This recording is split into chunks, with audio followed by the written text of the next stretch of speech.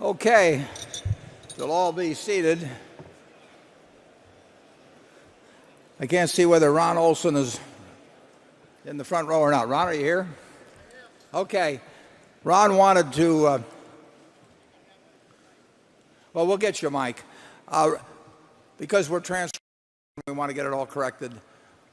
Ron has 1 point or 2 points that he wants to correct in terms of dates that I used. So we're going to give the microphone to him. Not that they're all that telling, but I thought since we are creating a record, I wanted to clarify 2 points. The Berkshire law firm, namely Munger, Tolles & Olson, worked with the Lubrizol counsel in pulling together what Warren described as Lubrisol's proxy, describing the background of the transaction. We, as counsel for Berkshire, started to work on that, gathering the facts pertaining to Berkshire's involvement, essentially David Sokol's and Warren's, during the week of March 15. Warren, in speaking to you about the facts this morning, I believe, placed the beginning of that work in the subsequent week. So I simply wanted to clarify that as we gathered the facts, and though gathering included several interviews of David Sokol during that week. Secondly, in describing internal policies at Berkshire to protect against misbehavior or negligent behavior, Berkshire maintains something that those in the trading business describe as restricted lists, and down that restricted list are any securities in which Berkshire is buying, selling, has a peculiar interest, and that prohibits any of the corporate officers or the top officers of the subsidiaries of Berkshire from participating in trades in those securities without the consent of the CFO, Mark Hamburg. That is what I wanted to clarify, Warren. Thanks, Ron. Yeah. Okay, we'll move right along, and we're going to go till 3:30, and then we'll adjourn for a couple of minutes, and then we'll go to the regular meeting. And Carol again leads off. Warren and Charlie, both of you expressed a very positive view of BYD and its chairman, Wang Changfu, when Mid-American bought its stake in 2008.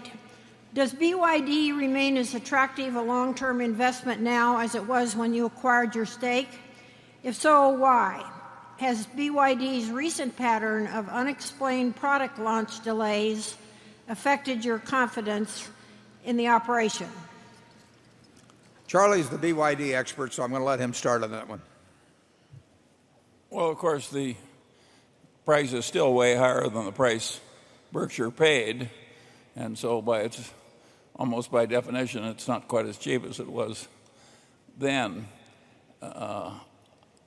Any company that tries to move as fast as BYD does, and on as many fronts, is going to have various delays and glitches. But I would say I'm quite encouraged by what's going on, and I expect delays and glitches. They got in trouble in the auto distribution, but they tried to double auto sales every year for 6 years, and it worked the first 5 times. Yeah. I have nothing to add.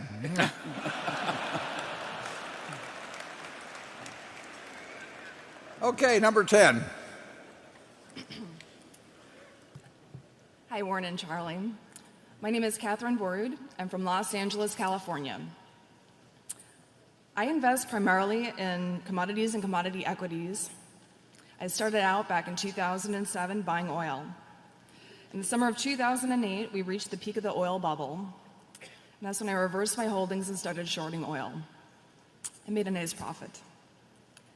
In 2009, I started buying oil again and oil equities, and I've been doing pretty well. But given the status of the world today and the price of oil, I'm questioning my investments. Is this another oil bubble? Has oil reached its peak? Should I keep my holdings? Should I short oil? Should I exit oil altogether and move into other commodities or other investments? So my question to you is, what are your sentiments regarding oil? Well, I would say you've done a whole lot better than we have. So I think the crowd would rather hear from you. We actually did take a position in oil, I don't know how many years ago. A long time ago. Long time ago. It was $10 a barrel. And it wasn't that long ago, though, incidentally. No, I mean, I know. that was in the 1990s. Although we've seen oil a lot cheaper than that. And East Texas oil sold for $0.10 a barrel in 1932. We really don't know. I mean, obviously, you're dealing with a finite resource. I don't know whether the world's up to 88 million barrels or was down around 85 million barrels, but there's got to be some comeback. So I wouldn't be surprised if the current figure's getting pretty close to 88 million barrels a day. That's a lot of oil to take out of the ground every day. And of course, their new frontiers have been found, but you've stuck a lot of straws into the earth, and it is a finite number. So the one thing I can almost promise you, is that oil will sell for a lot more someday. Interestingly enough, how many producing oil wells do you think there are in the United States? Well, the answer is something like 500,000. Now, there's these stripper wells. There's wells out near Charlie that have been going for 100 years. Yeah. But we have looked in a lot of places now. And what's happening, of course, from the standpoint of the United States companies, is that the smaller countries where oil is being found now are quite a bit smarter about how they grant their concessions than people were 50 or 75 or 100 years ago, so that they drive much more intelligent deals than was originally the case when we went exploring around the world. But I have no idea. We traditionally, BNSF had hedged a certain amount of oil, and because they obviously use huge quantities of diesel, and I suggested to them, although how they run the BNSF is up to them, but I really didn't think we could guess the price of oil. And I thought if we could guess the price of oil, we didn't need to run the railroad. I mean, it took a lot of effort, time to run that railroad. And if we knew how to make money just sitting in a room trading oil, why not do that instead? So we don't hedge. Well, in terms of Berkshire's parent company policies, we don't hedge anything in the way of commodities. Some of our subsidiaries do, and that's fine. They're responsible for their businesses. But there are very, very few commodities that I've ever thought I would know the direction of their movement in the next 6 months or a year. The one thing I'm quite convinced of, as we talked about this morning, is the fact that the dollar will become less valuable over time, so that the dollar price of most things will go up, and maybe go up very substantially. Whether they go up enough so that you have the same amount of purchasing power after you pay tax on your nominal gains is another question. I really think that an intelligent person can make more money over time thinking about productive assets rather than speculating in commodities or when, for that matter, fixed dollar investments. But that's maybe my own bias. Charlie? Well, if we'd done nothing but oil from the very beginning, I am confident that we would not have done nearly as well as we have. To me, that's perfectly obvious. So I think what we've done is much easier than what you're trying to do. And we like easy. Yeah, we're not trying to make it any more difficult than we have to. I really don't know any way to have an edge in that sort of activity. I mean, if you are going to try and figure out when to be long or short oil or natural gas or copper or cotton or whatever, I don't know. I don't know of people who I feel would have an edge in trying to do that over the next 10 years, but I do know people where I think they'd have a very significant edge in investing in common stocks and maybe distressed bonds for that matter too. Yeah, trading oil worked best of all for the people who bribed Nigeria. That's not our milieu. Well, that's an insight I hadn't heard before. Becky? Oh, got Ron here. I wanted to clarify my clarification. Sounds like a lawyer, doesn't it? It sounds like a lawyer. Mark Hamburg was concerned that when I spoke of our insider trading policy and mentioned that we had a restricted list, that somebody may interpret that as suggesting that Lubrizol was on that restricted list. It was not. What goes on our restricted list are securities that we have a position in that we publicly reported. So I just simply wanted to clarify that point. Lubrizol was not on the restricted list. Yeah. Okay, Becky? Charlie, I got several variations of this question, but this one comes from Peter Kerr in Waterloo, Canada. He says, could you please let us know a couple of the most important things you learned during the last year? I'll let Charlie go first. Well, I hate to admit this because I've ignored high tech all my life, but I actually read that book In the Plex about Google, and I found it a very interesting book. And so here I am at my advanced age, and I find it interesting the way people have created these engineering cultures, which are quite peculiar and different from most of what we have at Berkshire. And will I ever make any use of this? I doubt it, but I certainly enjoyed learning it. And if I enjoy learning it, I regard it as important because I think that's what you're here for, is to go to bed every night a little wiser than you were when you got up. I'm just trying to hold my own, actually. No, what I learned in the last year is that I'm going to have Charlie write the next press release.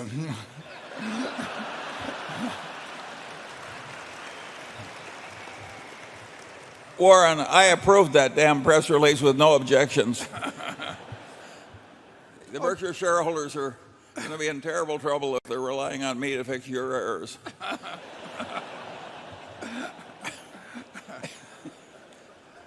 Okay, let's go to number 11. Yeah. Getting too close to confession time up here. Good afternoon, Warren and Charlie. My name's Phil Droof, and I'm here with my wife Tina and our good friends Grummies and the Hendricksons. We're all from Indianapolis, and we're all small business people. So we are not too big to fail. And our question basically is simply this. Do either of you gentlemen think that we might be headed down the same type of path years from now when we get into a situation as taxpayers that we might have to bail out a company on Wall Street that is too big to fail? And if so, have we done anything to avert that? Now, there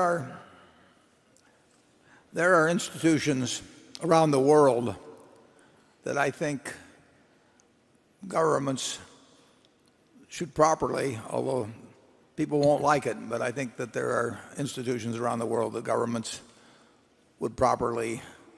I think bailout has got a little bit of a pejorative term on it in the sense that stockholders should not be saved, managers should not be saved, but certainly the institutions, in some cases, should not be allowed to collapse immediately. I mean, right now, we're continuing to follow that policy, for example, with Freddie Mac and Fannie Mae. I mean, they have not reconstituted themselves as many of the banks and the auto companies. I mean, Chrysler's even paying back, which, you know, it surprises me, but my hat's off to them. I mean that sincerely.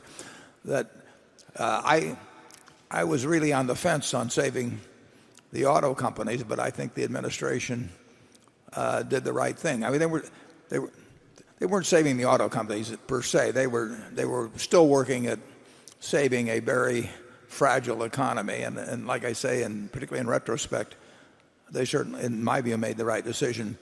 There are, you know, right now, you know, in Europe, they're deciding whether countries are too big to fail, and so I think that problem will always be with us. I think for that reason that you have to do things to reduce the propensity to fail. And among those things, I think you have to make it so that the CEO and to some extent the board, but not to the draconian degree that I'll suggest for the CEO, I think that any institution that requires society to come and bail it out for society's sake should have a system in place that leaves their CEO basically and his spouse dead broke. Because I think that the upside and downside incentives are vastly different. And I think the board of directors of those institutions should suffer severe penalties, nothing like that. But they certainly, you know, should give back the last, say, 5 years of directors' fees or whatever it may be that they've received. Because if you run an institution that actually needs society can suffer such a blow if you fail, the society needs to come in and save you. You ought to have somebody running that institution, and you ought to have incentive practices in place that make it very, very, very painful to the people involved for the failure if it indeed happens. And you also ought to reduce leverage in the system, and I think we've gone to some degree in that direction. But there will be too big to fail institutions 10 years from now or 20 years from now. Right now, Freddie Mac and Fannie Mae are sort of too big to figure out. You know, we just sit there and incidentally, there's nothing wrong with that. It's more important to come up with the right solution than it is to come up with an immediate solution on those. But particularly, I would say in Europe, there are banking institutions in countries that people are facing the question of whether they are too big to fail. Charlie? Well, my answer is that the past panics and depressions, by and large, started on Wall Street or in stock brokerage. They tended to involve great waves of excessive speculation and bad behavior in the people who were profiting from those waves as salesmen or market makers or promoters or what have you. And I think that this last mess, which created so much danger, should have caused something like happened in the aftermath of the 30s, where we prevented a new mess for a long, long time. But of course, it hasn't done that.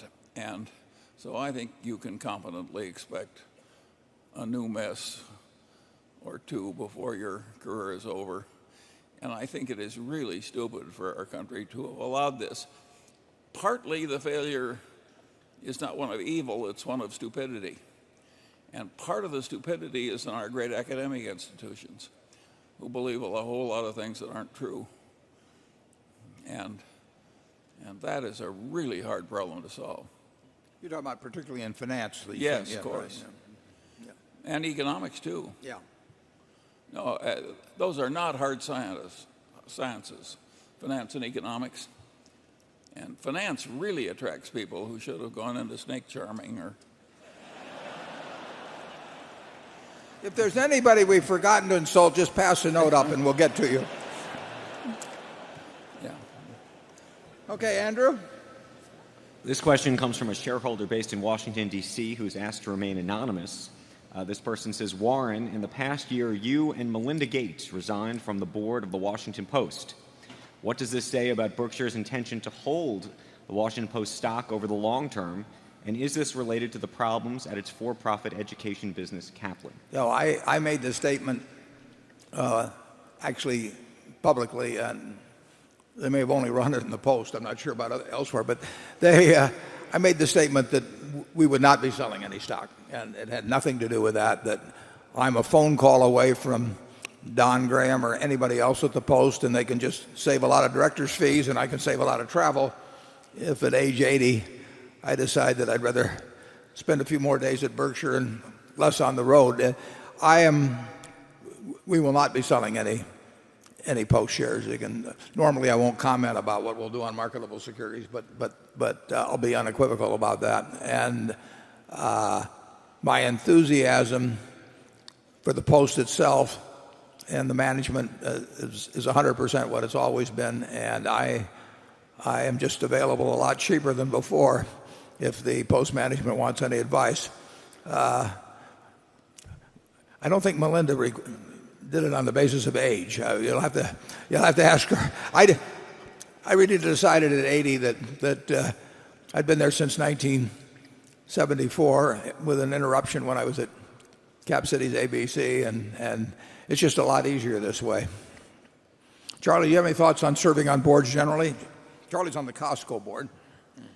Well, that's because I really admire Costco, and that's one of the pleasures of my life is interfacing with those people.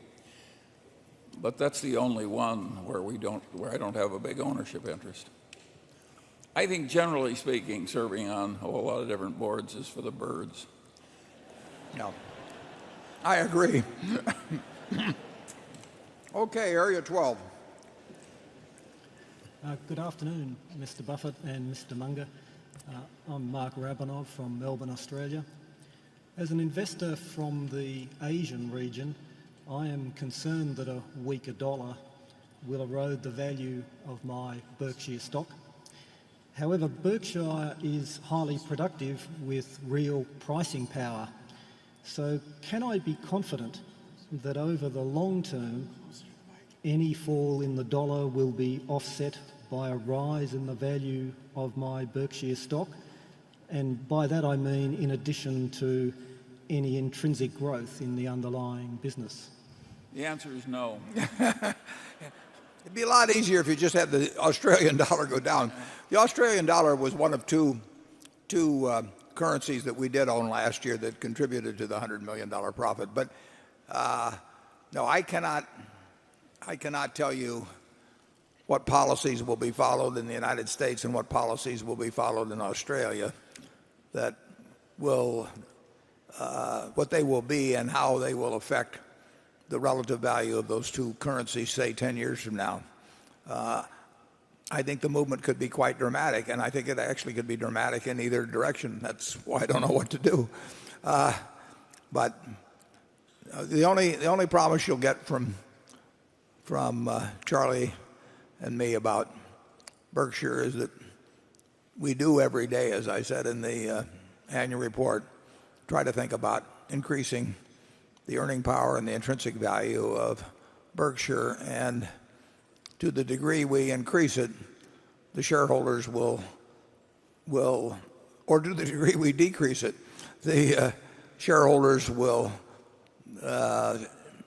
share in exactly the same proportion as Charlie and I do. We will. Our interests are 100% aligned. We will make or lose money through our stock, and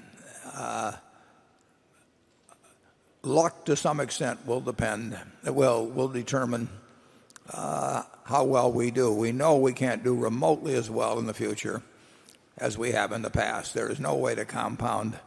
There's no way we know to compound the kind of sums we're working with now at rates that are anywhere close to what we were able to do when working with much smaller sums. But you'll get our best efforts. Charlie? I can't add to that. Australia has these fabulous open pit mines, and at a time when Asia is just totally booming with its demand for metals, I can't tell you how Berkshire stock is going to perform vis-a-vis mines in Australia. I think we'll do pretty well compared to companies here in the United States. Yeah, I think so too. Carol? This shareholder wishes to be known only by his initials, AJ. The importance of Berkshire's equity portfolio has diminished over the past few decades. Today, I viewed Berkshire's appetite for equity as an afterthought and instead see its focus as being on large acquisitions. Would you agree with this, and where do you see the equity portfolio going over the next 5 or 10 years? Well, I prefer large acquisitions, but it's not an afterthought at all in terms of the portfolio. I mean, Charlie and I we probably spend more time thinking about the portfolio because it's only occasionally that we get a chance to think about acquisitions that are sizable and that are available to us. So we are equally interested in both aspects of Berkshire's operations, but where we hope we really get lucky is in adding significant companies to what we have already and having the companies that we already own make various bolt-on acquisitions. We've had several of those already this year that you don't read about. A lot of our companies have the potential to earn considerably more money 5 or 10 years from now than they're earning now. So both the development of those businesses, which really resides with the managers, Charlie and I don't contribute anything on that, but we spend as much time thinking about the portfolio as we ever did, and it's important. I mean, if you talk about $150-some billion in cash and marketable securities, the performance of that particular segment is going to have a lot to do with how well Berkshire does over time. Charlie? Yeah, we'll always have a fair amount of marketable securities because of our insurance subsidiaries. But as we get forced by our size into the bigger and bigger stocks, of course we're going to do less well than we did when we had a bigger universe of practicable things to consider. A lot less well. I mean, it really is the nature of things. We are buying securities where we have to put billions of dollars in them in most cases, and that is not a field that is unlooked at by other analysts, and so it's impossible to have a big edge. We hope we have a small edge. On the other hand, when we were doing so well in marketable securities, nobody called us and said, I have a wonderful business and you're the only place in the world where I would want to transfer it. And now that happens, a couple times a year at least? Yeah. And I really prefer, in some ways, this part of the game to the earlier game. It's more fun to create permanent partners doing constructive things than just outsmart other people in shuffling little pieces of paper. It's fun to do both, actually. Yeah, but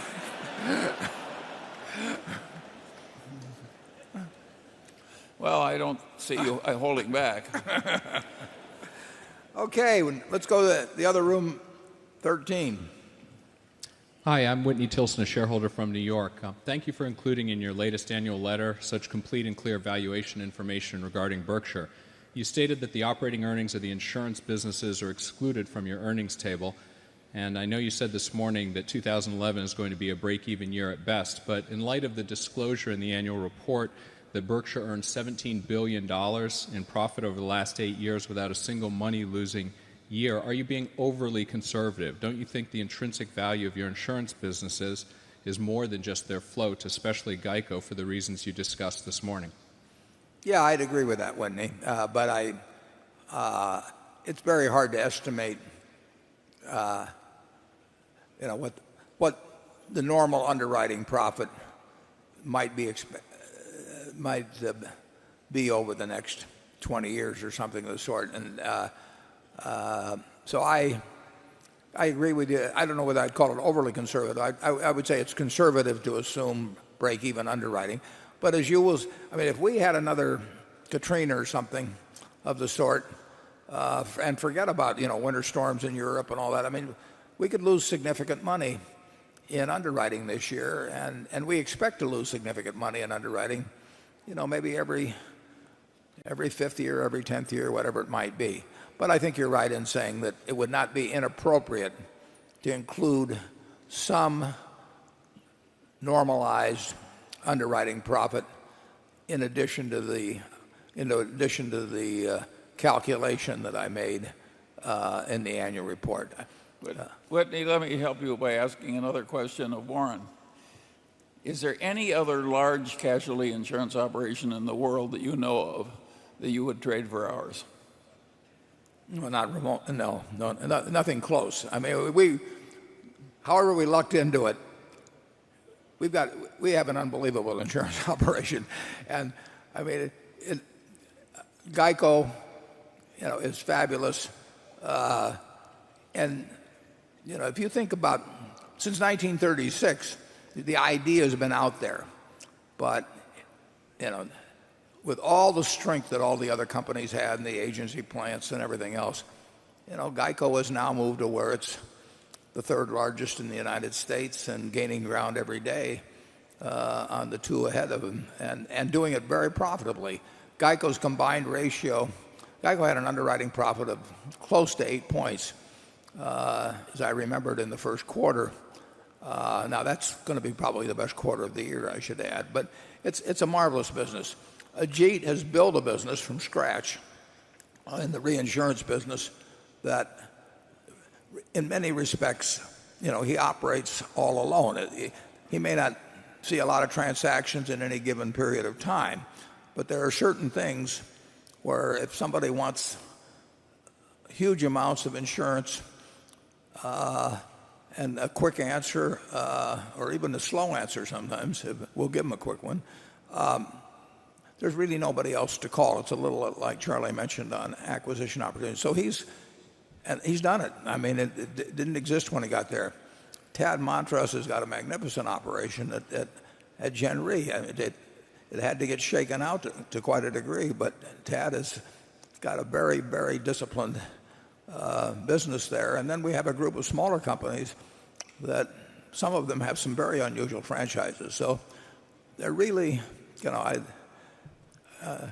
didn't have anything to do with it, so I can brag about these people. But they have really done a job in building an insurance company that I don't think there's anything like it. Yeah. Some of you people that have been around a long time, you invested with an Omaha boy, and you ended up owning part of the best in casualty insurance business in the world. Yeah, if you go to 30th and Harney, you'll see a building there of National Indemnities.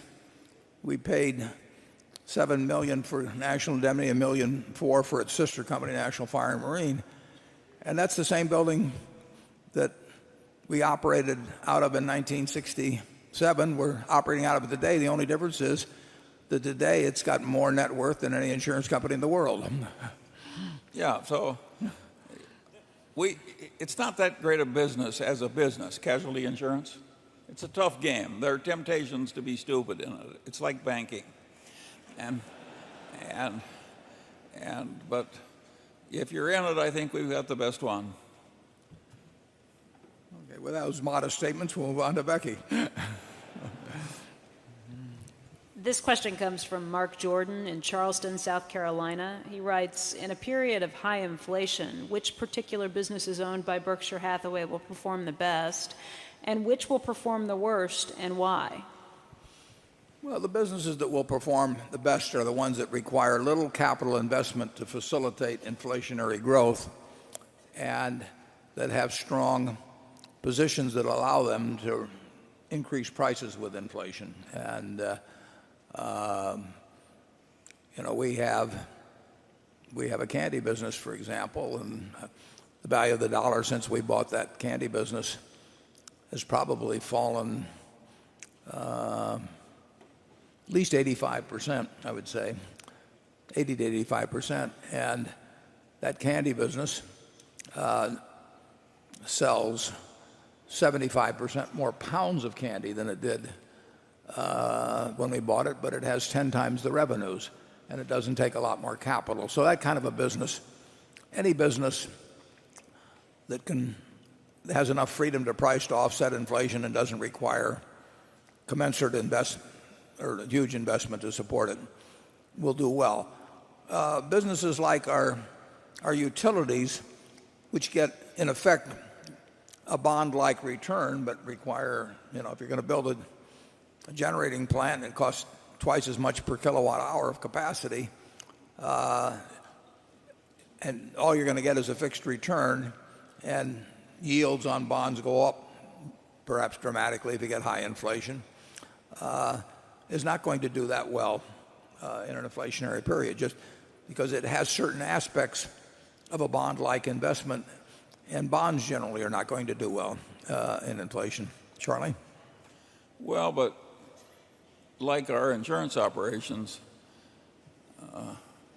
our capital-intensive railroad business is certainly one of the best railroads in the world, and our utility operations are certainly one of the best utility operations in the world.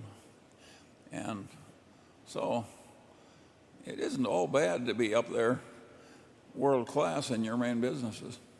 Our railroad, the government's talked about building a high-speed rail system in California. I think they're talking about 800 miles of track. And their estimated cost was about $43 billion. And estimated costs on constructions of things like that go up dramatically, much more often than they get reduced even by a minor amount. And of course we paid $43 billion, counting debt assumed, for a rail system which has 22,000 miles of main track and 6,000 plus locomotives and 13,000 bridges if you ever want to buy a bridge. So that the replacement value of that asset during inflationary already is huge, and it would grow dramatically, and the world, our country, will always need rail transportation. So it is a terrific asset to own. I'll just leave it at that. Okay, Area 1 again. I'm Martin Greenberger, UCLA Anderson School, where I work in disruptive technologies, not finance. You're forgiven. Go ahead. My friend Walt would like to know if Berkshire has been considering splitting its Type A shares like it did its Type B shares. And if so, what are the pros and cons in your opinion? And what would be the short-term and longer-term effects? Yeah, well, in effect, we've already split it, 1,500 for one by having to be available. And, we have a situation where the company will never be sold. But if any transaction involves the A stock, the B shares are going to get treated exactly the same. So there's really no disadvantage to owning the B stock, except it has somewhat less voting power than the A stock. But in every other way, it's the same instrument. And so we already have a split stock available. So I would tell Walt that he really should not count heavily on the A stock getting split. Charlie? Yeah, Warren used to cheer up his old friends by telling them, may you live until the A stock splits. And I would love to make that deal myself. Andrew. This question comes from Matthew Palmer of North Andover, Massachusetts. And he writes, Mr. Buffett, you have praised Ajit as a possible successor. Since he may be in line as our next CEO, can you give us a concrete example of a policy that he's written that's impressed you? And can you talk a little bit about the way he thinks, since we rarely get an opportunity to hear from him? Yeah, Ajit is not exactly a publicity hound. Ajit, no. I can't think of any decision he's ever made that I think I could have made better. And I'm not privy to all of his transactions anymore. There are lots of them that are not of huge size or of great interest. But he tells me about all the interesting things that come along and all the very big things that come along. And I would say this: you'd be better off voting with him than with me after listening to any proposition he brings up. He is as rational a thinker as Charlie is, as anybody I've met. He loves what he does. He's creative. He's very creative. We have moved into one area after another in reinsurance. When people came in copying us in one area of business that we would be operating in, Ajit comes up with something else. Lately, we've been much more active in life reinsurance. But who knows what tomorrow brings? I mean, if there happens to be a huge cat in the third quarter of this year or something of the sort, that might open up all kinds of opportunities in writing covers if capacity got strained. But who knows what will happen. All I know is that Ajit's mind works like a machine, day after day, and he does love what he does, which is an important part of doing well in any activity. And I don't know what his best deal was. I know what my best deal was, which was hiring him. Charlie? Yeah. Sir William Osler, who created a model medical school for the world, used to say that the secret of success in a field was getting very interested in it. Well, Ajit is really interested in what he does. Many of you don't know this, but every Thanksgiving, Ajit flies to London because they don't have a Thanksgiving holiday. We give him Christmas off, though. Ajit, we just, he is. I say how invaluable he is, and I'm not exaggerating when we talk about him. And he is, to an extraordinary degree, he thinks of Berkshire first. Ajit, at various periods when insurance companies became popular for one reason or another, there was the big thing about Bermuda companies some years ago.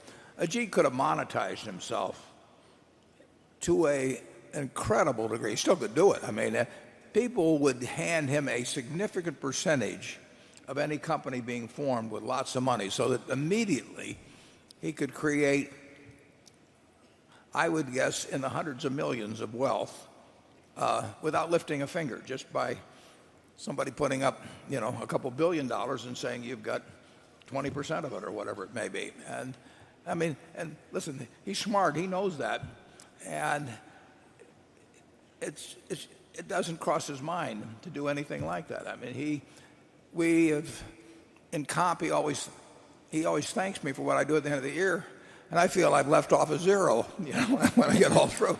He's just a remarkable human being, and we are very, very lucky that I think he has a lot of fun in what he does at Berkshire. He's got a cadre of about 30 people that work with him.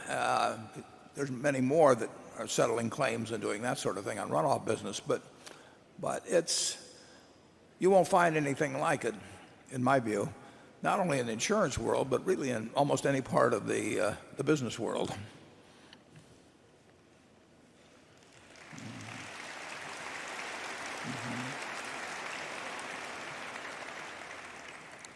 Let's go We there. didn't answer the question. Maybe you avoided it on purpose. Is what are our worst businesses? What are our worst businesses?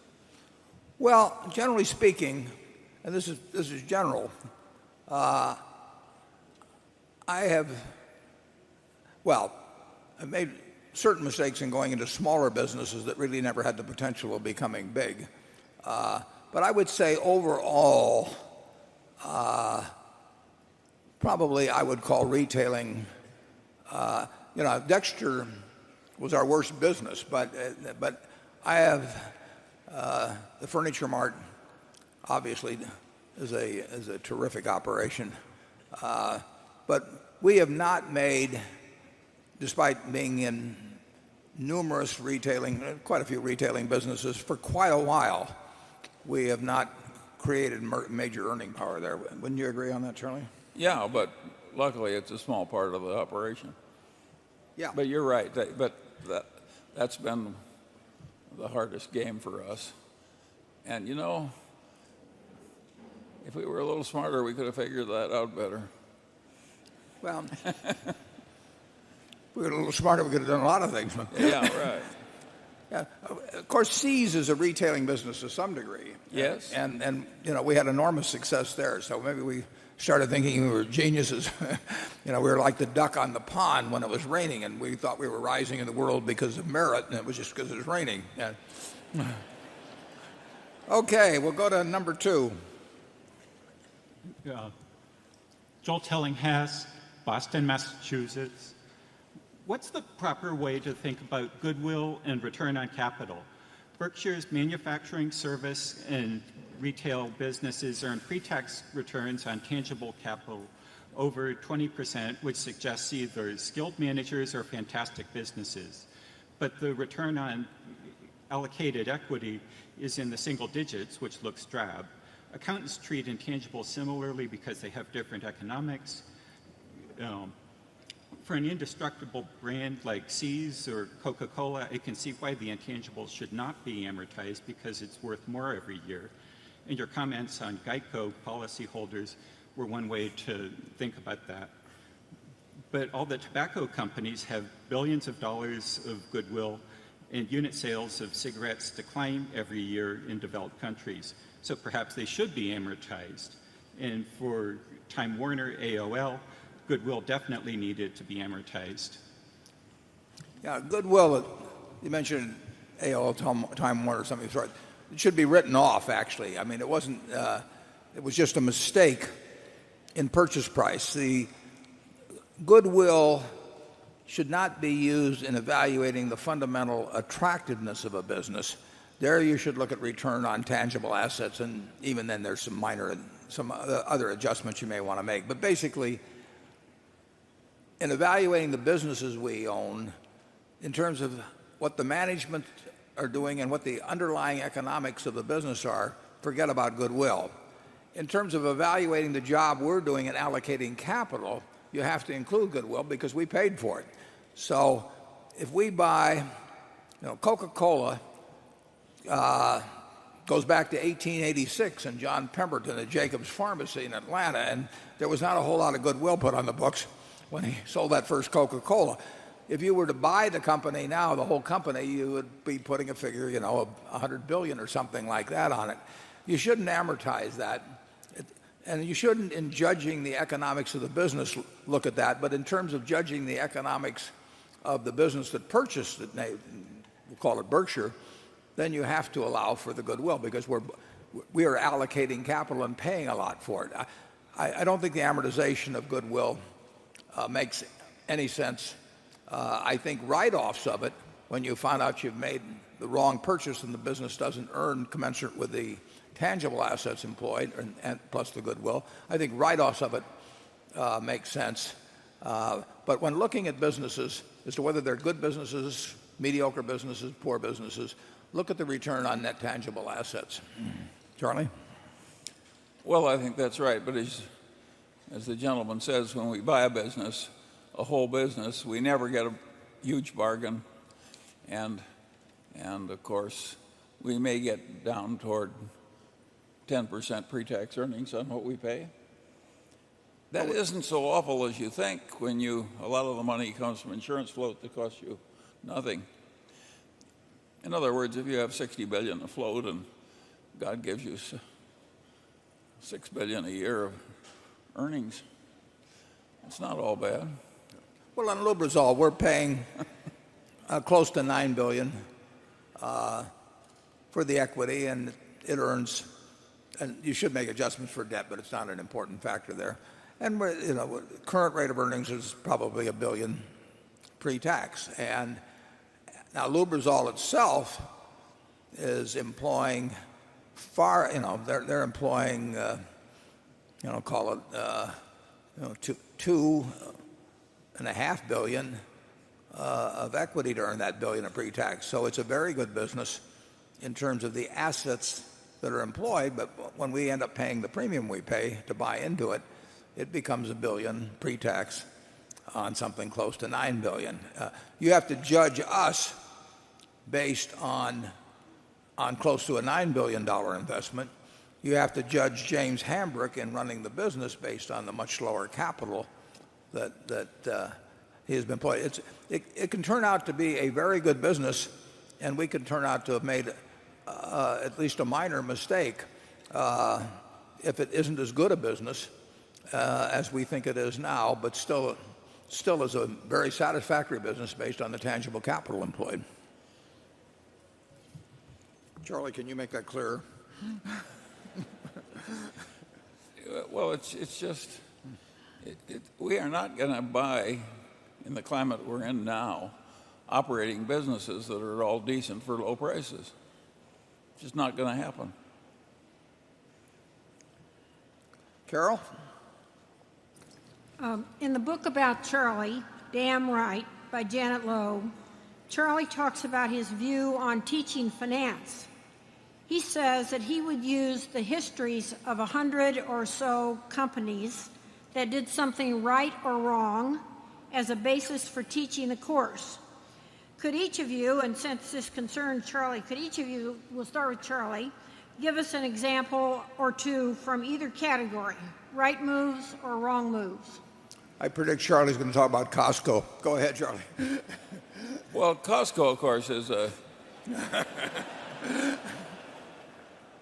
business that became the best in the world in its category.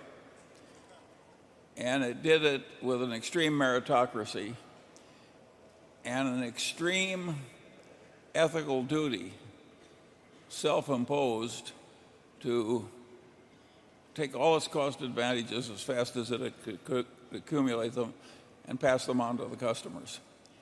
And of course that created ferocious customer loyalty. And it's been a wonderful business to watch. And of course strange things happen when you do that and do that long enough. Costco has one store in Korea that will do over 400 million in sales this year. These are figures that can't exist in retailing, but of course they do. And so that's an example of somebody having the right managerial system, the right personnel selection system, the right ethics, the right diligence, and et cetera, et cetera. That is quite rare. And if once or twice in a lifetime you're associated with such a business, you're a very lucky person. And the more normal business is a business like, say, General Motors, which became the most successful business of its kind in the world and wiped out its common shareholders, what, last year? That is a very interesting story, and if I were teaching a business school, I would have value line type figures that took people through the entire history of General Motors, and I would try and relate the changes in the graph and in the data to what happened in the business. And to some extent,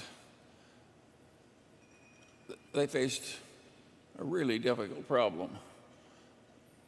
Heavily unionized business combined with great success and very tough competitors who came up from Asia and elsewhere, and to some extent from Europe. And that is a real problem, which, of course, to prevent wealth from killing you, your success turning into a disadvantage, is a big problem in business. And so there are all these wonderful lessons in those graphs. And I don't know why people don't do it. The graphs don't even exist that I would use to teach.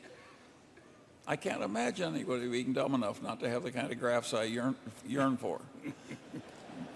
But so far as I know, there's no business in the school in the country that's yearning for these graphs. Partly the reason they don't want it is that if you taught a history of business this way, you'd be trampling on the territories of all the little professors and subdisciplines. You'd be stealing some of their best cases.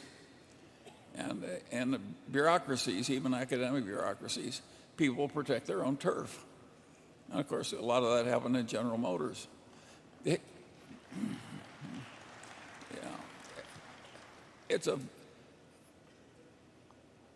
I really think the world, that's the way it should be taught. Harvard Business School once taught it much that way, and they stopped. And I'd like to make a case study as to why they stopped. I think I can successfully guess. It's that a course in history of business trampled on the territory of barons of other disciplines, like the baron of marketing, the baron of finance, the baron of whatever. And this IBM is an interesting case. I mean, there's just one after another that are utterly fascinating. And I don't think they're properly taught at all because nobody wants to do the full sweep. Charlie and I were on a plane recently that was hijacked. With what? It was hijacked. I'm telling about our experience on that hijacked plane when the hijackers picked us out as the two dirty capitalists that they really had to execute. But they were a little abashed about it. They didn't really have anything against us. So they said that each of us would be given one request before they shot us. And they turned to Charlie and they said, "What would you like as your request?" Charlie said, "I would like to give once more my speech on the virtues of Costco with illustrations." And the hijacker said, "Well, that sounds pretty reasonable to me." And he turned to me and said, "And what would you like, Mr. Buffett?" And I said, "Shoot me first."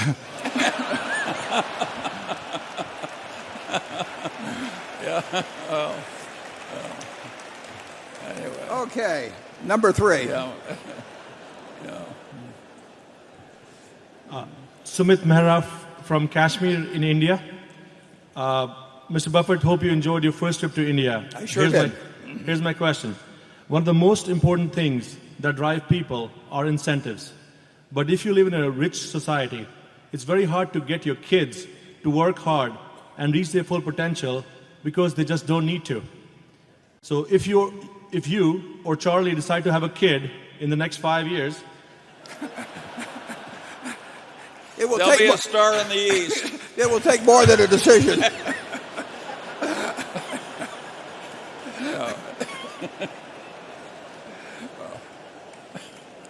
how would you incentivize him or her? I thought you were going to say, "How would you?"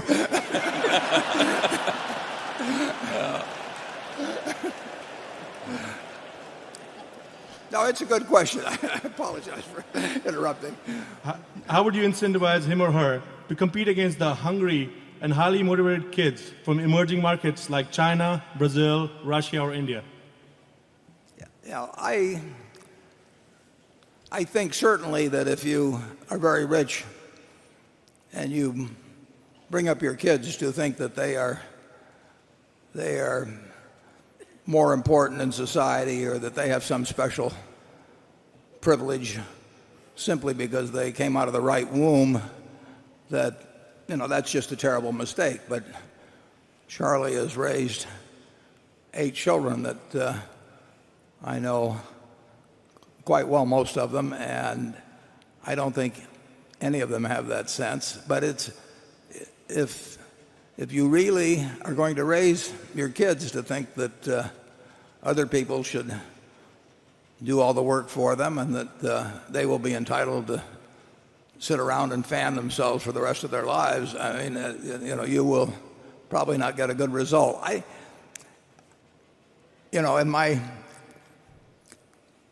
Charlie's been rich most of the time when many of his kids were growing up. Some of his kids were growing up. I've been rich while my kids were certainly when they got into high school and college. But I don't think, I certainly didn't want to give them the idea that they were special just because their parents were rich. And I don't think you necessarily have to get a bad result or have children that don't have any incentives simply because their parents are rich. The one thing I don't think you want to give them an incentive to do is try and outdo their parents at what their parents happen to be good at.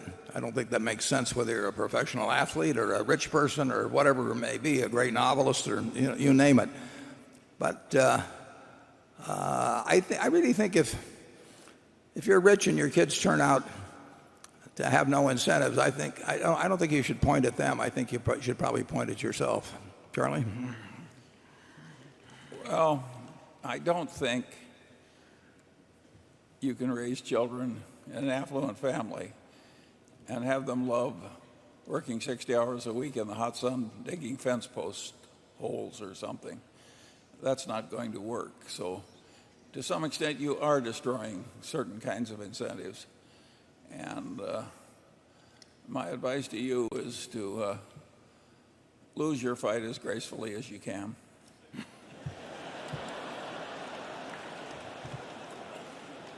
I'm not sure if you're poor, if you can get your kids to love the idea of working 60 hours a week.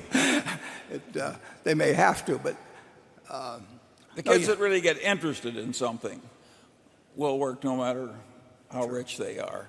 But it's rare to have an Ajit-like intensity of interest. If you were a proctologist, you might not like your day as it went on and on. I think we better move along. Becky? This question comes from a shareholder from central Iowa who asks, Berkshire Hathaway does well in part because its managers want to be there for non-pecuniary reasons, but it seems likely that the next operations CEO will best be filled by someone who insists on a salary of more than $100,000. What kind of compensation structure do you expect for the next generation of Berkshire leadership? Well, I think the next CEO will make a lot of money and should make a lot of money. I mean, the responsibility for running a company with a couple $100 billion of market value should pay well. I think that whatever the level the board decides then in terms of a base salary should be supplemented by probably an option system that incorporates a couple of things that are perhaps unusual. I don't think the option price, the original strike price, should be less than if the company were for sale, the assets would bring. So the idea of giving somebody an option during some depressed part of the stock market at the market price, I think, is crazy, because you wouldn't sell your business at that price, and why sell part of it on that basis? So I think the base price should be what the business is worth at the time you start, and then I think if because of the compounding feature of leaving money there, no management at all would produce some gain in value over time. So I think there should be an increase in the base price annually at some rate, and then minus the dividend that's being paid. So if you assume a 3% dividend was paid and you wanted to have a hurdle rate of increasing at 7 or 8% a year, then you would have the option price accelerate maybe at 4 or 5%. But with that kind of a structure, I think you can give a very large option, because if somebody is creating excess value above a given rate on a very large sum, I think they deserve something quite significant in terms of that excess earned. Now, the present compensation system has no relevance at all to what my successor should earn. The main thing is getting the right person with the right values who interacts well with the managers and who knows how to allocate capital. And as you just heard a little earlier, our managers who accomplish a lot, if they're working with big operations so that it turns into a lot of dollars, they can make a lot of money with Berkshire.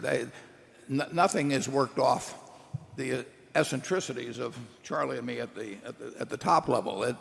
So people make well into 8 figures sometimes at Berkshire, but they earn it, and they don't get it because of any phony targets or anything of that sort. They get it because they really deliver incredible, in some cases, excess value to Berkshire. Charlie?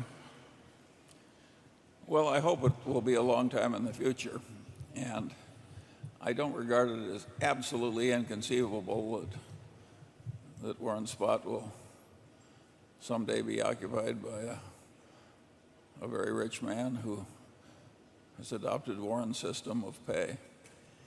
I think somebody in America has to be the exemplar for not grabbing all you can. I think it's a very important part of the whole scheme.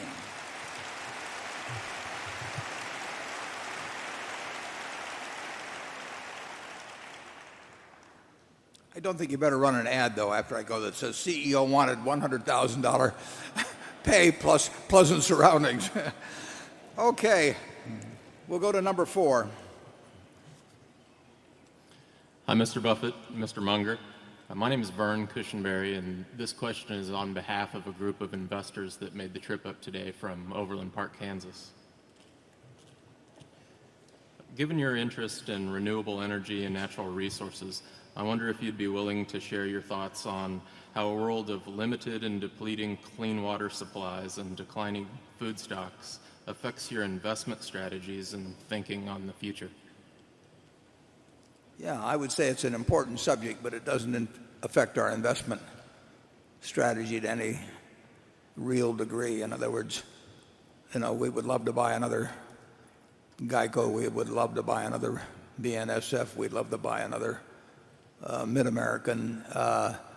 And we look at those businesses over a long time frame, but we are looking at what we expect their earning power to be 3, 5, 10, 15 years down the road compared to what we are paying. So I would say that there are a number of societal issues that really do not enter into our investment or purchase of business type decisions. Charlie? Well, I would advise not paying too much attention to the clean water issue. If there's enough energy, you can always get enough clean water. Israel sometimes goes month after month making half its water from seawater. With enough energy, why you have the water problem goes away, and that's very helpful in considering the future. And regarding the agricultural productivity, I think one of the main reasons for being restrained in the use of hydrocarbons is that modern agriculture won't work without them. So I'm a great believer in being conservative in terms of blowing all the hydrocarbons on heating houses and running cars. I think of how happy we'd be if we'd taken a bunch of that dollar oil in the Middle East and just carted it here and put it in salt caverns. I mean, you can argue we really screwed up the past, and you could argue all the people who think that our main solution is to drill, drill, drill. They're all nuts. It's probably quite wise to use up the other fellow's hydrocarbons while preserving our own. It's not going away because we're not drilling it now. But you can see that this will lead into unproductive discussion.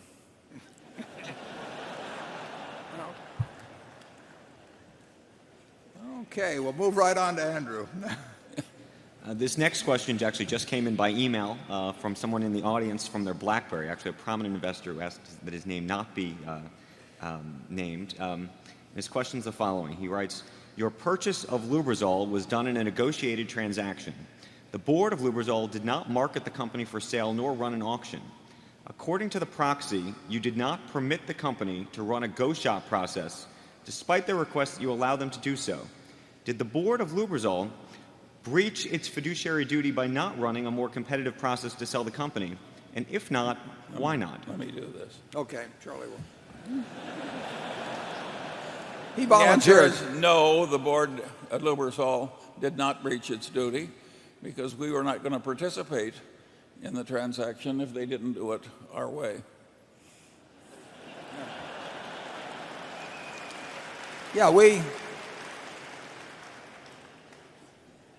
basically don't participate in auctions, and actually just very, very recently we were asked to participate in one, and we're just not interested. They may end up getting less money than they would have gotten from us, but if they want to auction it, the one thing I can guarantee them, is that when they get all through, we will not pay them what we would have paid them originally if they stepped up. So they get a very certain deal. They got a very significant price, in my view, and in the view of two advisors. And if they had said we want to conduct an auction, we would have said good luck, and we'd have looked at something else. Has anybody else got an easy question? Okay, number 5. Hi, Charlie. I think I have an easy question. Give it to me then. My name is Stuart Kay from Materan Capital Management in Stamford, Connecticut. And Warren, you have often described a big part of your job as allocating capital. Going forward, by just looking at Berkshire's financial statements, how can we determine how good of a job you have done at allocating capital?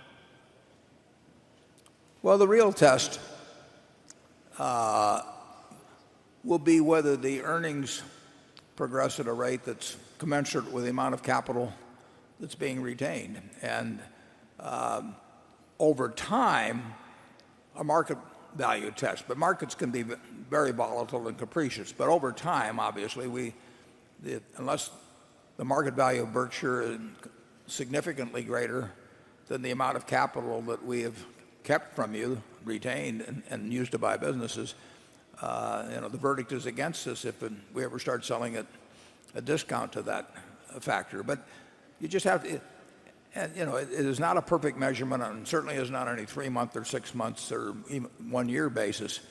But over time, if we're going to keep your money, we have to earn a better than average return on that money we keep, and that has to translate into the stock selling at a premium over the money we retained from you. And so far, we've done okay on that, but the job gets tougher every year. Charlie? Yeah, we have continued to beat the market averages. We just aren't beating our own past record. And I guarantee that will continue, at least the last half of it. Yeah, yeah, guarantee only the last half of it, right? Yeah. Okay, Carol? This question is from Mike Rifkin. He wants to ask about 5 transactions you made in recent years with very different terms. Goldman, $5 billion at 10% plus warrants. GE, $5 billion at 10% plus warrants. Dow Chemical, $3 billion at 8.5% convertible to common. Wrigley, M&M Mars, $4.4 billion at 11.45. Swiss Re, $2.7 billion at 12%. Now, why the different interest rates, he said, and how about why the warrants in some cases, and why did the rich Mars family need $4.4 billion to do a deal and at 11.45%?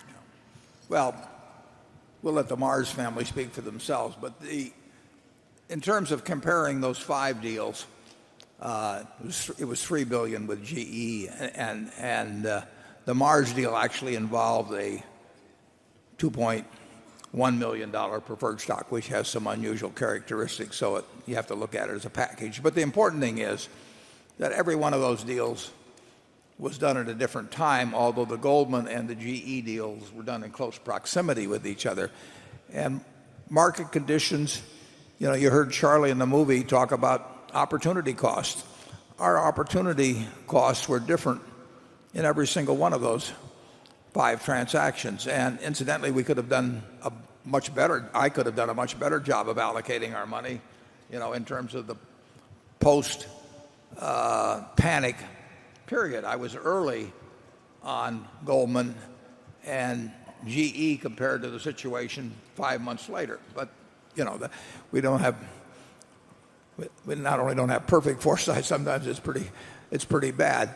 But each deal, when I did the Swiss Re deal, I was not thinking about the Dow Chemical deal, which was committed to maybe a year plus earlier. I was thinking about what else I could do with $2.7 billion. And that's the way all the decisions are made. So they are not related. They're not related to each other. They go through a mind that is looking at everything available that day, including the amount of cash we have, the likelihood of being able to do something else next week or next month, what else we can do that day.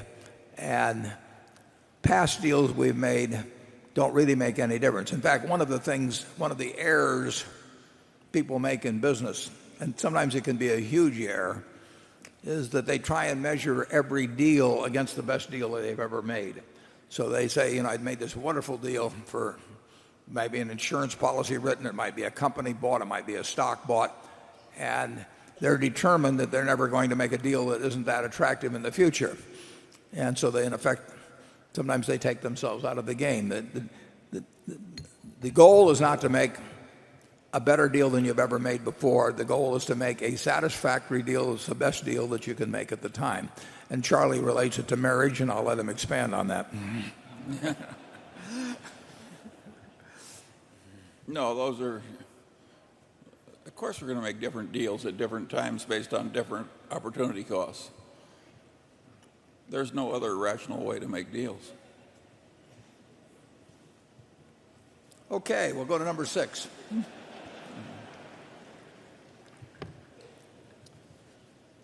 Keith McGowan, Norfolk, Massachusetts. Thank you, Mr. Buffett and Mr. Munger. Thank you for being a role model. Your ethics, frugality, sense of humor, honesty, sharing your ideas on investing, sharing your ideas on business, make this world a better place for everyone.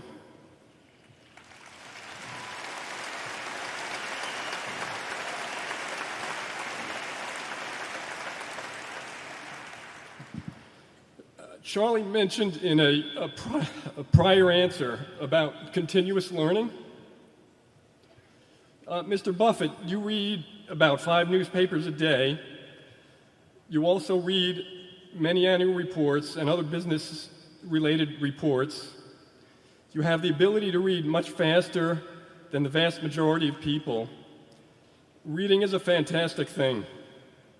What advice would you give to children in high school college or adults who want to increase their ability to read faster? Well, that's an interesting question because I do read, as you described, the 5 papers and lots of 10Ks and 10Qs. Unfortunately, I'm not a fast reader, and I'm not as fast as I used to be on reading. But I don't know how effective various speed reading classes may be, but if they are effective, I would really suggest anybody that can improve their speed. I wish I could read a lot faster than I can. Charlie can read faster than I can, and it's a huge advantage to be able to read fast. And there's that old Woody Allen story about how he took the speed reading course, and he met somebody who was telling how wonderful it was, and the guy said, "Well, give me an example." He said, and Woody Allen said, "Well," he said, "I read War and Peace last night in 20 minutes. It's about Russia." Man. That's the problem I have when I try and read fast. I get all through reading the book and I say it's about business. So I really don't know the effectiveness of speed reading type courses, but if you know of any friends or you can learn more about that, and there are effective techniques. Obviously, the thing to do is to learn them very young, because there's really, there's nothing, it's hardly anything more pleasurable, than reading and reading and reading and reading. And Charlie and I do a lot of it. We continue to do a lot of it, but I don't do it as fast as I would like to. Charlie? Well, I think speed is overestimated. I had a roommate at Caltech who had a very distinguished mind, and I could do problems faster than he could, but he never made a mistake, and I did. So I wouldn't be too discouraged if you have to go a little slower. What the hell difference does it make?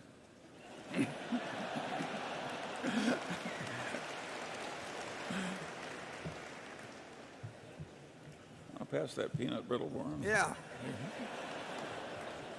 Thank you. Thank you. You may have noticed we have a 15-pound box out for sale in the other room, but Charlie was looking for a 25-pound box. Becky? This question comes from Eric Weissman, who asks, are you worried about Congress playing politics with the raising of the debt ceiling? What would this do to Berkshire Hathaway stock and to the overall economy?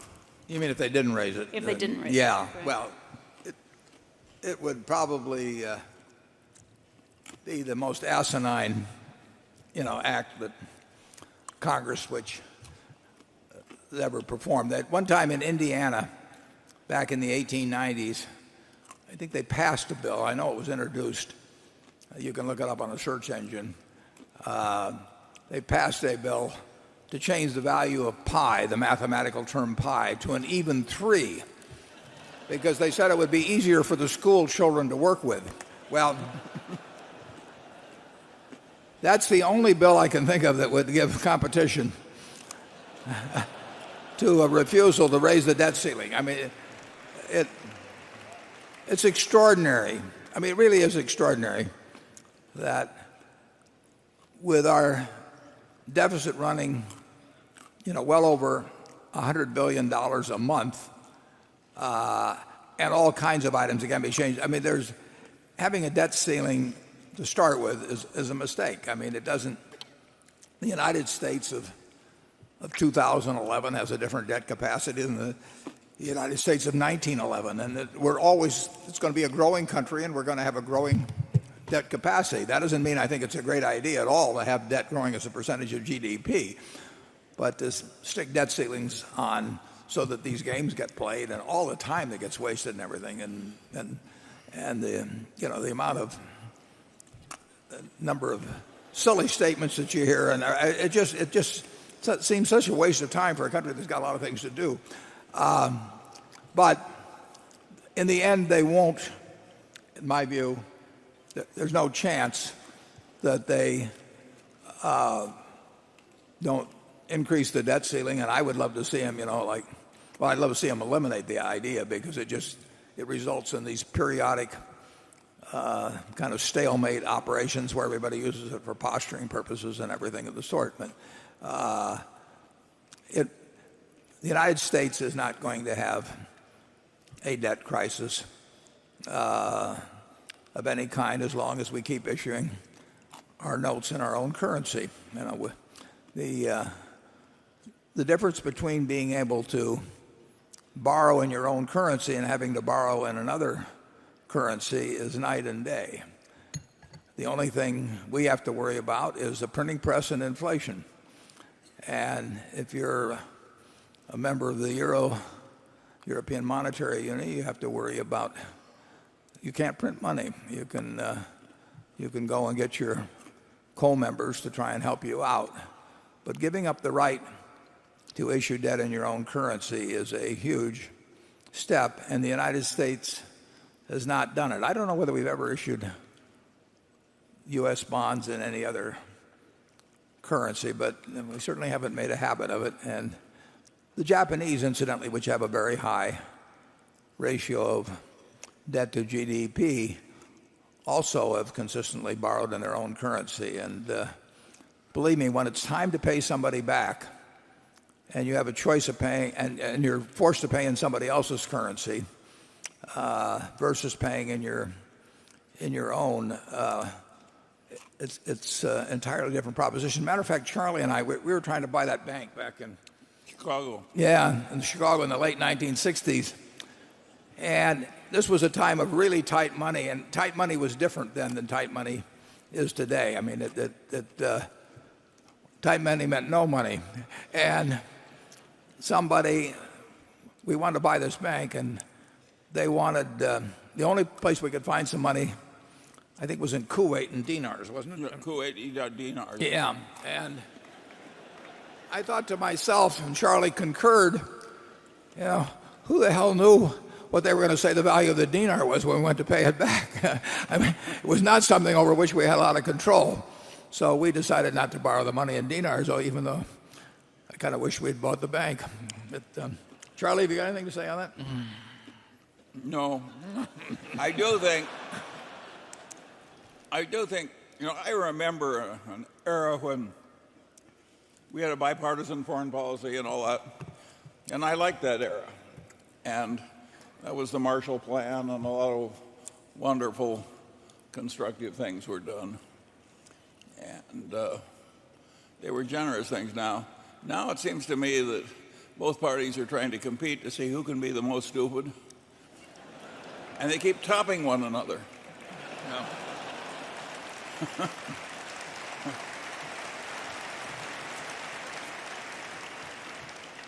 You can tell Charlie is a fellow who's always filed an accurate income tax form. He's not worried. Number 7. Okay, good afternoon, Mr. Buffett and Mr. Munger. I'm John Gorey from Iowa City, Iowa, where I'm a happy customer of Mid-American Energy. Around 2004, Mr. Buffett, you told us about a great attention you had given to limiting Berkshire's exposure to mega catastrophes so that one could not break Berkshire. Today, Mid-American Energy is seeking approval to build a nuclear power plant in eastern Iowa. At the same time, another utility company, Tokyo Electric and Power, faces claims that Merrill Lynch has estimated as exceeding 12 trillion yen, or $140 billion, to compensate residents and businesses that have been displaced and farmers that cannot produce. Do you believe that the bond-like return that Mid-American Energy might receive from a nuclear power plant can justify the mega catastrophe risk that it would pose to Berkshire? Yeah, I don't think it does pose. I don't know the details of it, and Greg Abel could speak to it better than I can. But I don't think there's anything like the exposure that you refer to. I think nuclear power is an important part of the world's equation, really, in dealing with its problems on emission. It's very long term because you're not going to change the installed base in any hurry. And as you know, France has a very high percentage of nuclear power, and actually 20% of the electricity generated in the United States comes from nuclear power. I probably am getting some of mine from we have at Fort Calhoun, we have a nuclear facility. Not we, but Omaha Public Power District has a nuclear facility I've actually been in. But I think nuclear power is important, and I think it's safe. I think that I don't think nuclear power is going to go anyplace in the United States for a while, maybe quite a while, because of the reaction to what happened in Tokyo, and with Tokyo Electric Power. But that doesn't change my view as to the advisability of continuing to develop nuclear power, not only in the United States, but around the world. I think some people misinterpreted what I said when I was interviewed, when I said that I thought it would had a major setback in its development just because of the popular reaction to what happened in Japan. But that has not changed my view that nuclear power is important for the future of this country and the world. Charlie?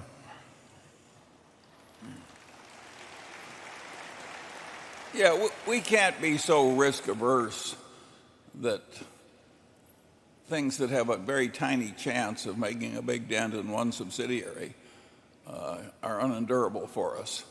We have to have a certain reasonable amount of courage in operating this company. Yeah. We have pipeline. We have gas pipeline. You can dream of all kinds of worst case situations. We have to carry toxic materials on. We're required by law to carry those on the railroad, and you can picture the wrong place, the wrong time, the wrong everything. But we are not bearing any risks, in my view, ever, that threaten the enterprise. I mean, that is one thing I think about all of the time. I regard myself as the chief risk officer of Berkshire, and that is not something to be delegated to a committee, in my view, at all. So I think about whether I think about derivative positions, whether I think about leverage, whether I'm thinking about nuclear power plants or anything. I mean, we are not doing anything that I know of that pressing my imagination as far as I can threatens me losing a night's sleep over Berkshire's well-being. Yeah, I think you could also count on any new nuclear plant built in Iowa will be a hell of a lot safer than the ones we already have. We are learning as we go along here. Yeah. And obviously, more people have lost their lives by far in coal mine accidents, than ever in the United States. Have suffered no losses from anything involved nuclearly, with it producing 20% of the electricity used by 309 million people. And if a tsunami gets to Iowa, it will be a hell of a tsunami. Yeah. And our railroad won't do so well either. Andrew? This question comes from Mary and Jim Beaumont from Springfield, Illinois. They've been Berkshire shareholders since 1971. And I should note that we received several questions from some long-term shareholders along these lines. And this one reads, would Berkshire ever consider reinstating its shareholder-directed charitable giving program now that you have a big cash position and are urging people to give away their wealth to worthy causes? When you had that program, we were able to support many local schools and charities over the years. Yeah, I love that program, which we had for maybe 20 or so years. Charlie loved it.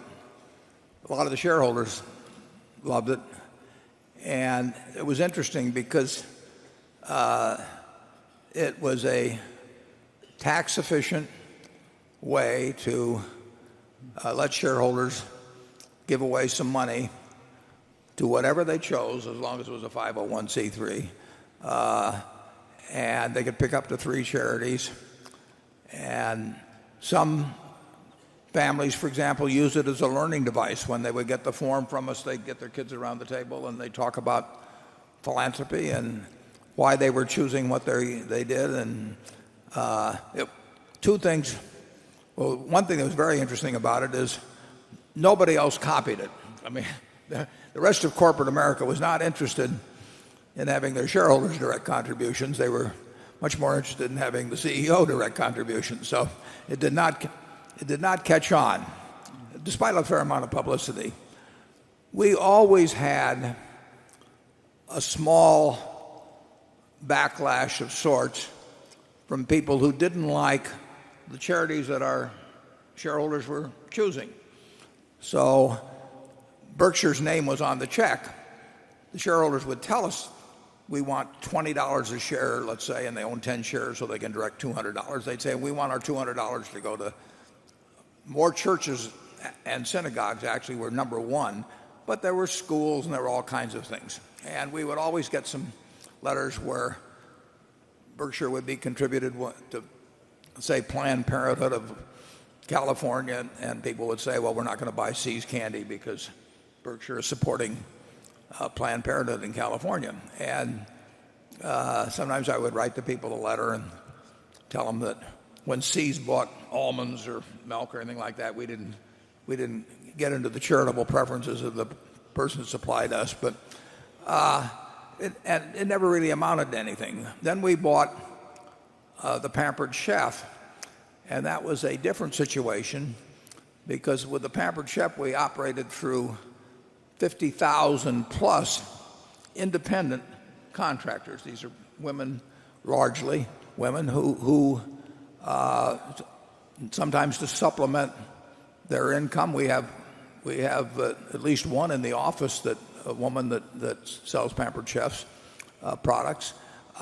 Sometimes as a main source of income were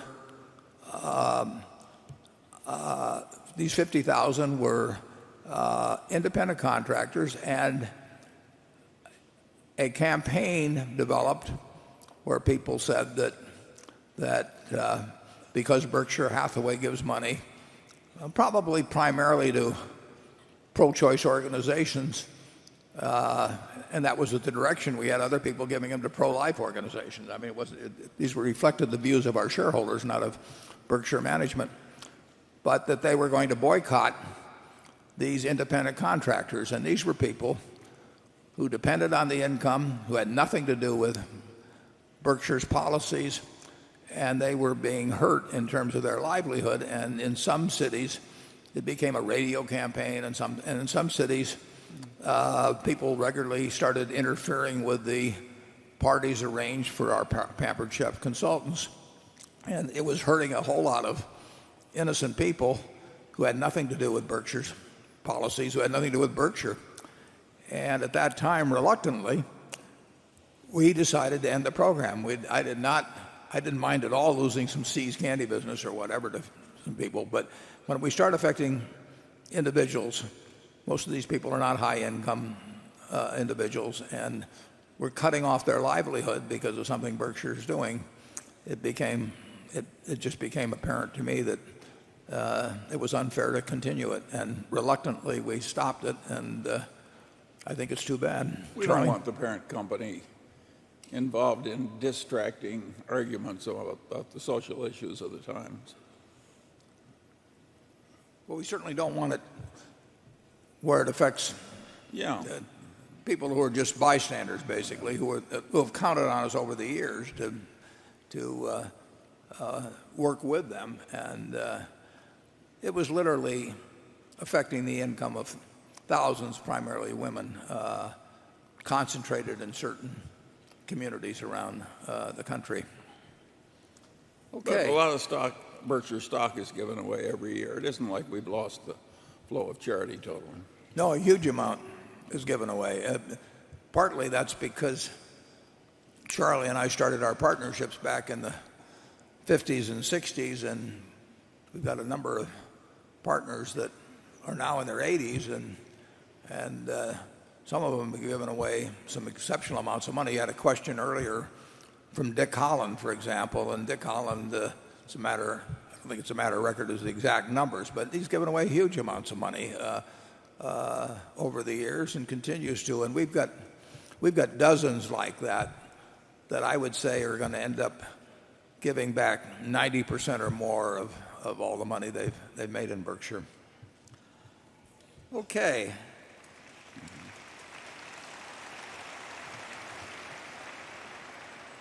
Number 8. Tanya Leneva, Boston, Massachusetts. When you think about long-term cash flows, do you try to forecast growth or do you just think about certainty? If you have an indestructible company like Coca-Cola or Burlington Northern, do you try to estimate growth? Well, we think. Are you finished on that? Yes, yeah. Thank you. Growth is part of the investment equation, and obviously we love profitable growth. So we would love to figure out a way to say take a See's Candy, to move it geographically into new areas, all kinds of things. I mean, if we could find areas for growth with See's, it would be likely to be very, very profitable. If Coca-Cola, which is in 200 countries, I mean, they have pursued that policy successfully now for 125 years. And some products travel way better than others. But when we look at a business and we're looking out in the future, obviously if we see growth in that picture and it's growth which produces a high return on incremental capital involved, we love it. But we do not rule out companies where we think there'll be little or no growth if the price is attractive relative to the earning power. There will be some growth over time in something like lubricants, at Lubrizol, but it won't be dramatic growth. And would we love it if it were going to grow 10% a year in units or something of the sort? Sure, but it isn't. That's not going to happen. So it's a factor in every investment decision because we're really looking out to the future as to future earning power, but also future capital requirements. And we think plenty about whether any business we go into is likely to grow profitably.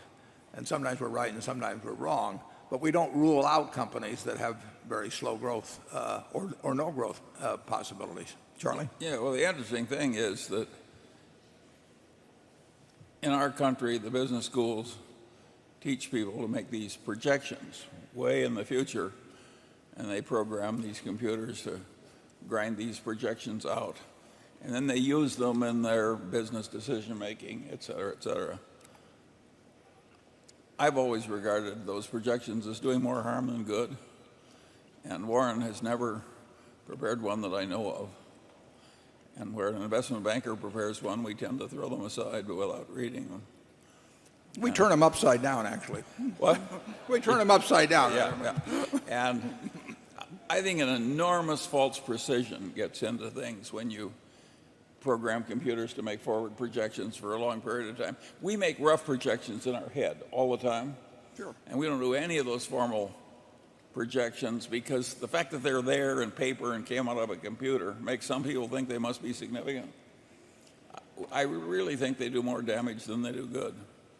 When we bought Scott Fetzer, which was back in about 1985, it had been shopped by First Boston to more than 30 parties. They never got around to calling us.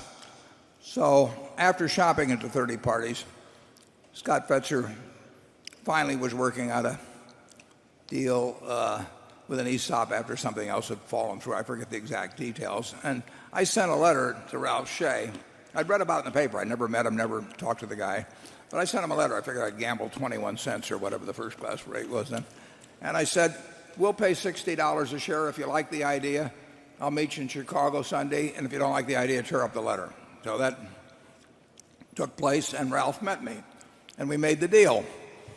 And we paid the $60 a share or whatever it was. And Charlie and I went back to sign up the deal. And the fellow from First Boston was there.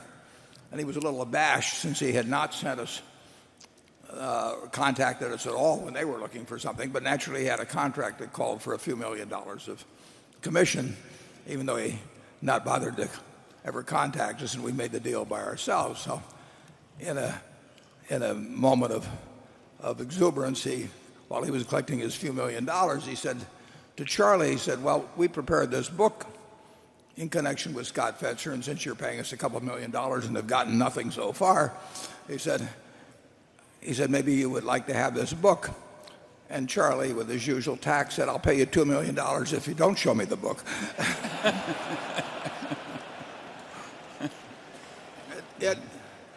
And I should mention, in connection with Lubrizol, Dave Sokol met James Hambrick, I think on whatever it was, January 25th or whatever the date, and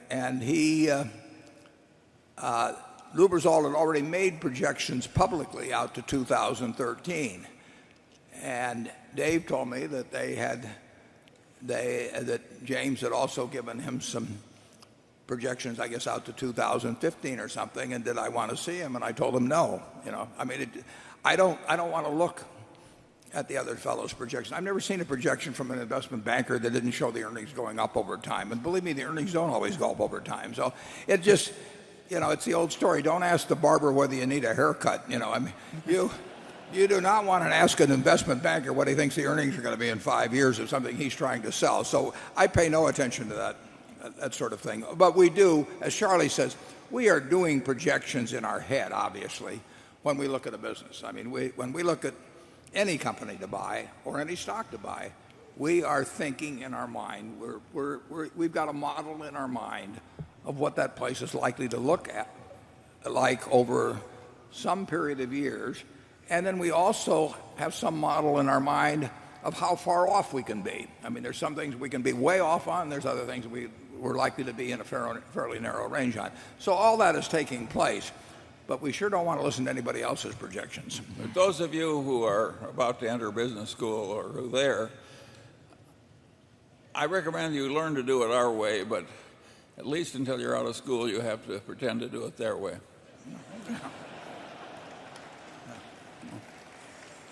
Okay, Carol.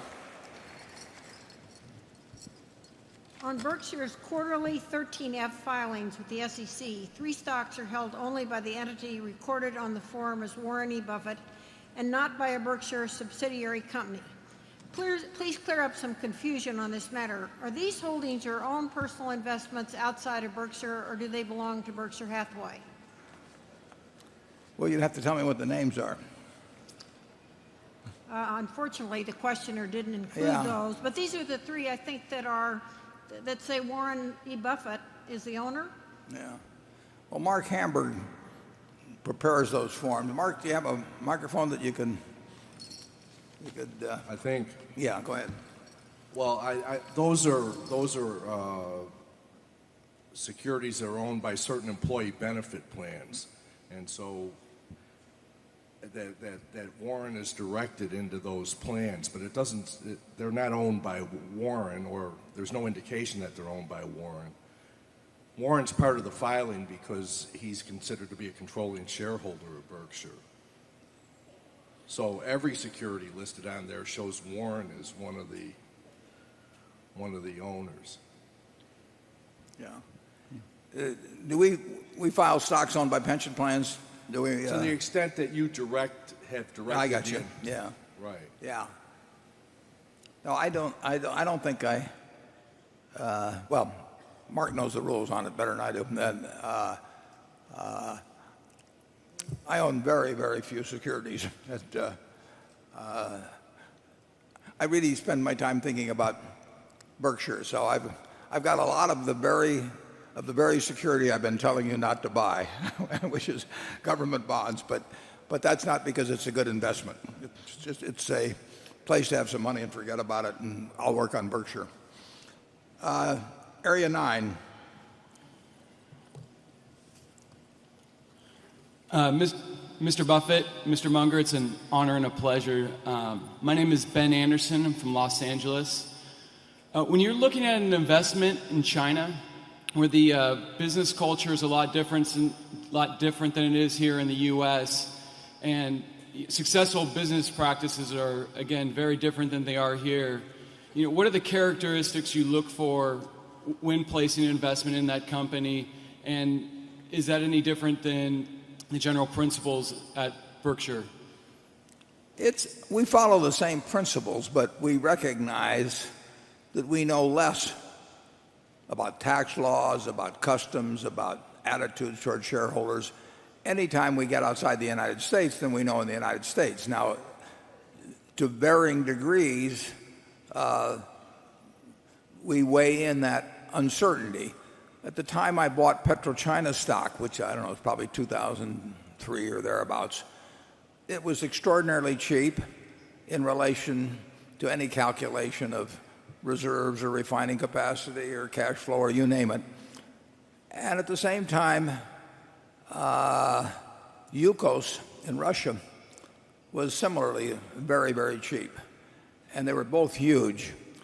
And I am no geopolitical expert or anything of the sort, but I decided I was more comfortable buying PetroChina than I was buying Yukos.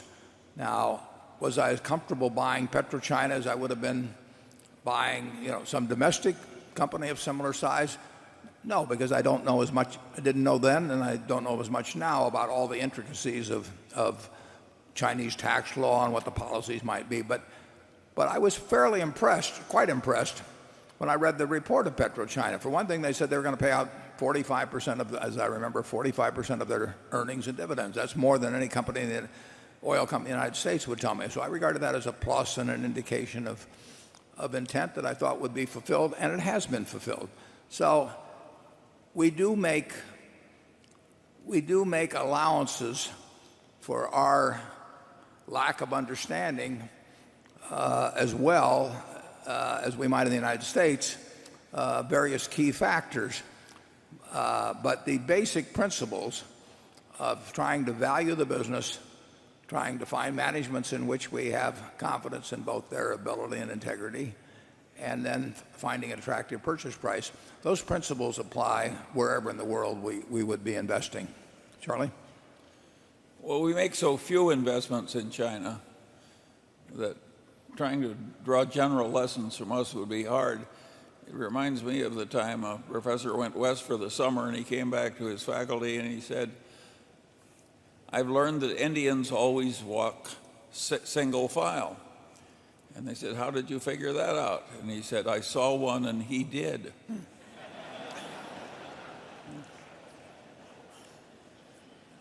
How do we get from there to China? Well, we only had a couple of things in China that were like the one Indian. You can't draw general lessons from our. But we're willing to look tomorrow. I mean, obviously, if we had a call on some, that to be a significant size investment because it just doesn't make any sense for us to look at things we can just put a couple $100 million in. But I love the idea of looking at various ideas. I mean, I find it a fascinating game to hear about companies or businesses that are new to me. And the problem now is that the universe has gotten much smaller because of our size. But we welcome a call from a lot of countries. There's some countries that are just too small. They're not going to have businesses that could move the needle at a place like Berkshire, and so those are off the list. But China has at least one private company that makes over $3 billion a year after taxes. There's some big things out there. I'll get the name from him later, but I don't want you to hear. Becky? This question comes from Ed Schmidt in Alaska. He's asking about Berkshire's cash. He writes, "Where is that money held? All in treasury bills or notes? If so, what will happen in June when the biggest buyer, the Fed, quits buying? Where is all that money on the sidelines? Is it under the mattress we saw 2 years ago? I don't see how any significant amount of money can be in banks that aren't paying interest, corporate bonds that are risky and not paying much interest, or government bonds that seem less and less sound as each day passes." Well, he's certainly right that all the choices are lousy for short-term money now. But we don't play around with short-term money. So we did not own commercial paper in 2008 before problems occurred. We did not own money market funds. When I say we didn't own them, there may be small amounts at various subsidiaries, but in terms of the big money, which we run out of Berkshire, we basically keep it in treasuries. And we get paid virtually nothing now for it, and that's irritating. But the last thing in the world we would do at Berkshire is to try and get 5 or 10 or 20 or 30 basis points more by going into some other things with our short-term money.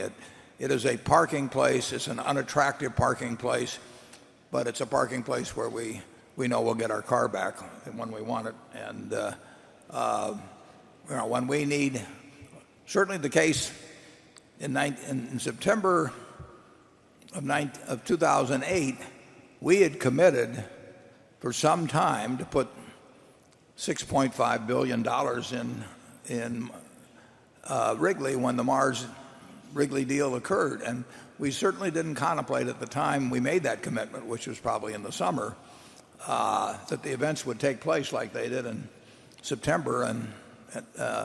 But we had the money. I knew I had to show up with $6.5 billion. I think it was on October 6th. And I had to show up, and I couldn't show up with a money market fund or some commercial paper or anything of the sort. I had to show up with cash. And virtually the only thing I feel good about in terms of having large amounts of ready cash is Treasury bills. And that's where we've got, if you look at our March 31st statement, I think you'll see $38 billion. And overwhelmingly that will be in treasuries. Charlie?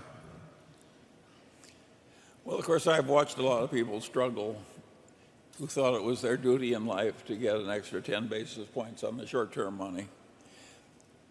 I think it's really stupid to try and maximize returns on short-term money if you're in an opportunistic game the way we are, where we want to suddenly deploy money. Some of those pipelines we bought, they came for sale on Saturday and we had to close on Monday or something. Yeah. We don't want to fool around with some dubious instrument when we had sudden needs for money like that. We bought one pipeline where the seller was worried about going bankrupt the following week.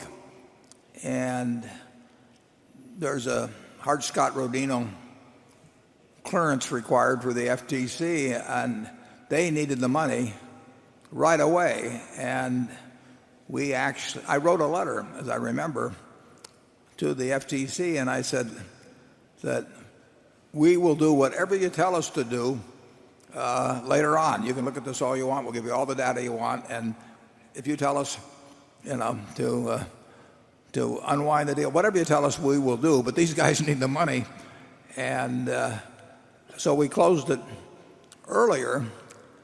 And our ability to come up with cash when people need it and when the rest of the world is petrified for some reason has enabled several deals to get done. Now, we don't know whether that could happen tomorrow.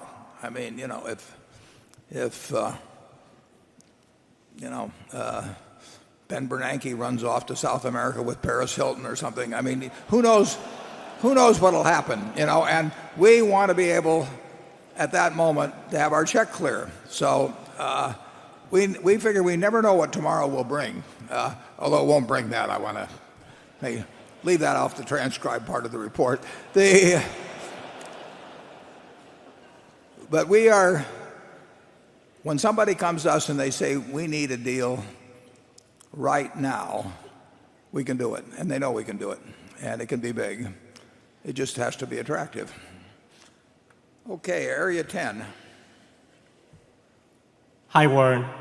Hi, Charlie. Thank you very much for taking the time to have a terrific shareholders meeting. 4 years ago, we announced that we're naming our son after you, so we're happy to say hi to both you and Charlie. Charlie, since Berkshire bought Wesco, we wanted to see if you can take some time to host a meeting of your own. It could be anywhere, anytime. We're going to do that. Great. We won't call it a Wesco meeting. We'll call it an afternoon with Charlie. Great. It's only for hardcore addicts.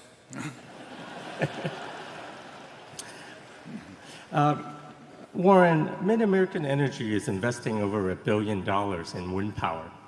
How do you feel about wind power as a source of renewable energy and its economics? Will this scale of investment continue, and what type of returns do you expect to come from wind power? Yeah, it's terrific, but wind power is terrific, but only when the wind blows. The wind blows about, as I remember, about 35% of the time in Iowa. So you never can count on wind power, obviously, for your base load. And, that is a real limitation. On the other hand, wind power, is basically, I guess, the cleanest energy you can come up with, except for the fact that it can't be relied on. The economics only make sense with a incentive credit, tax credit provided by the federal government, which they've been doing for a considerable period of time. It does not, standing on their own, the investment will not return anything like an adequate return on capital. So there is a tax credit. Your government has made a decision that it wants to subsidize, in effect, wind power.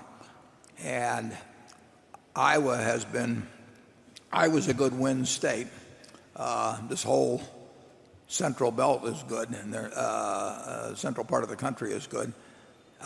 So it's made sense to locate a lot of megawatts of generating capacity in Iowa, and we have more under construction now, and I think we're now number one in the country in respect to wind power. So we'll be doing more. It is dependent in terms of the price you can get, the percentage of the time that your generating capacity actually gets used and everything.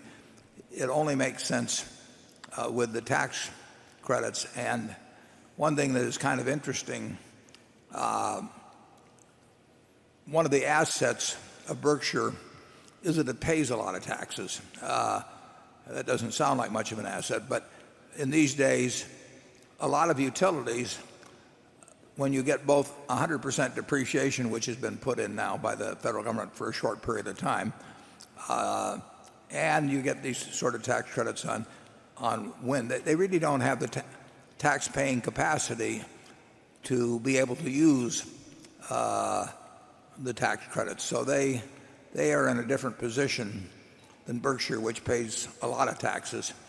We've probably paid something like 2% of all the corporate taxes in the United States, maybe over the last 5 years. I want to check that, but I don't think that's way off. So we have a lot of tax-paying capacity. We can use it to build more wind projects, and I think it's very likely we will continue to do it. It helps our Iowa customers because these projects are successful.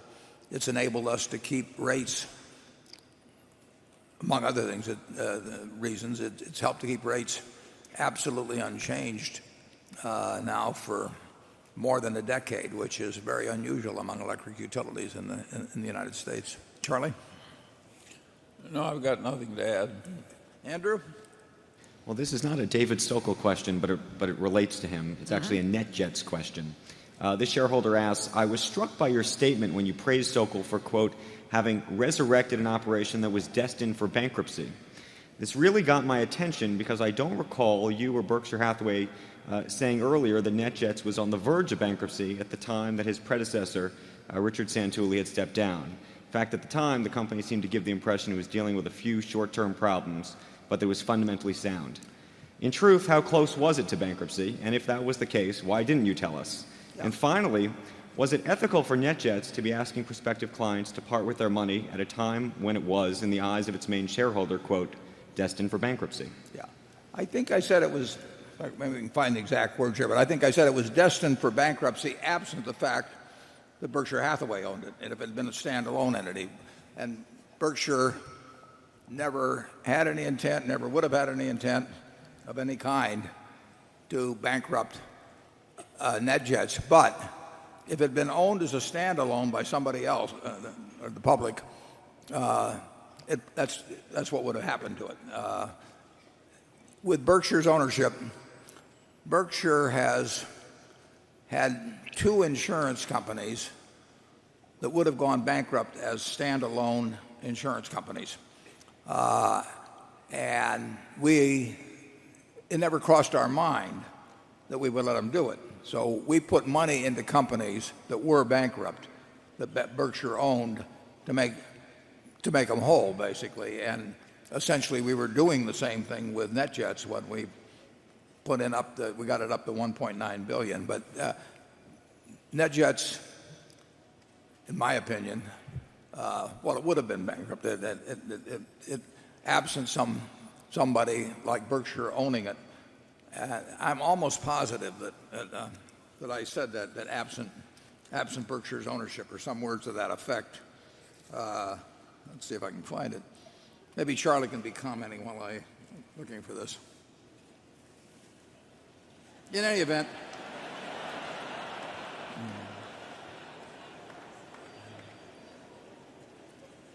well, I'm not finding it immediately where I even discussed it, but I know I talked about it on the bankruptcy thing, but I also know that I conditioned it on not being owned by Berkshire.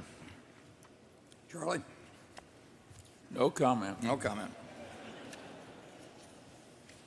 Now, we've pointed that out to Standard & Poor's and Moody's. We look at Berkshire has a lot of different companies, but we feel that it's one entity, and Moody's or Standard & Poor's has to look at each one and separately and all of that. But Charlie and I have not been running this business to walk away from some company. We had one in Louisiana, Southern Casualty, and we had another one in Chicago, both of which, if left to their own devices, would have gone bankrupt, and we didn't even think about not making them whole. Area 11. Good afternoon. My name is Christopher David. I'm an entrepreneur from Arlington, Virginia. My question is about the youth. I work with a lot of high school and college students and recent graduates who are facing a job market with 20% youth unemployment, and at the same time, one of the most favorable entrepreneurial environments. It's easier than ever to start a business or get involved with a startup. So, considering that these kids are politically savvy, they like studying economics, they're brilliant, and they're willing to learn, what advice can you give them from an investment perspective that could help them chart their own course as opposed to get a 9-to-5 job? Well, the main thing you could do, and people do it different ways. I used to do it by doing a lot of reading. I was practically lived at the Omaha Public Library for 3 or 4 years, and when I was 9 or 10 or 11. I mean, anything you do to improve your own skills,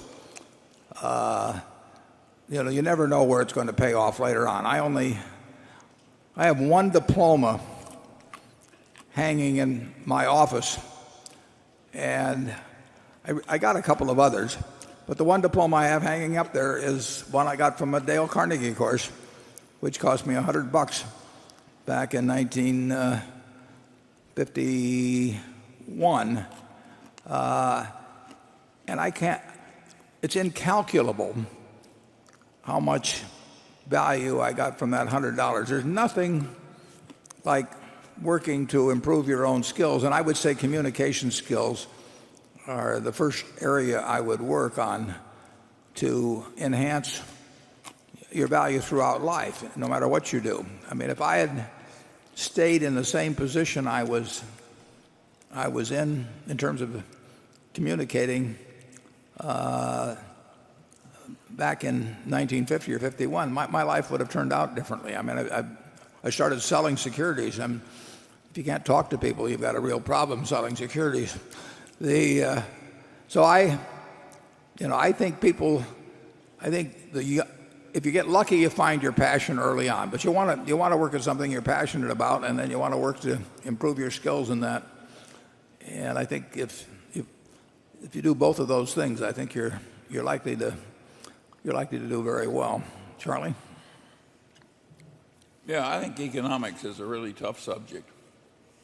And I think it's easy to teach the basic microeconomics and certain of the basic ideas, but the minute it gets into the full range of complexity, you have the difficulty that the experts disagree.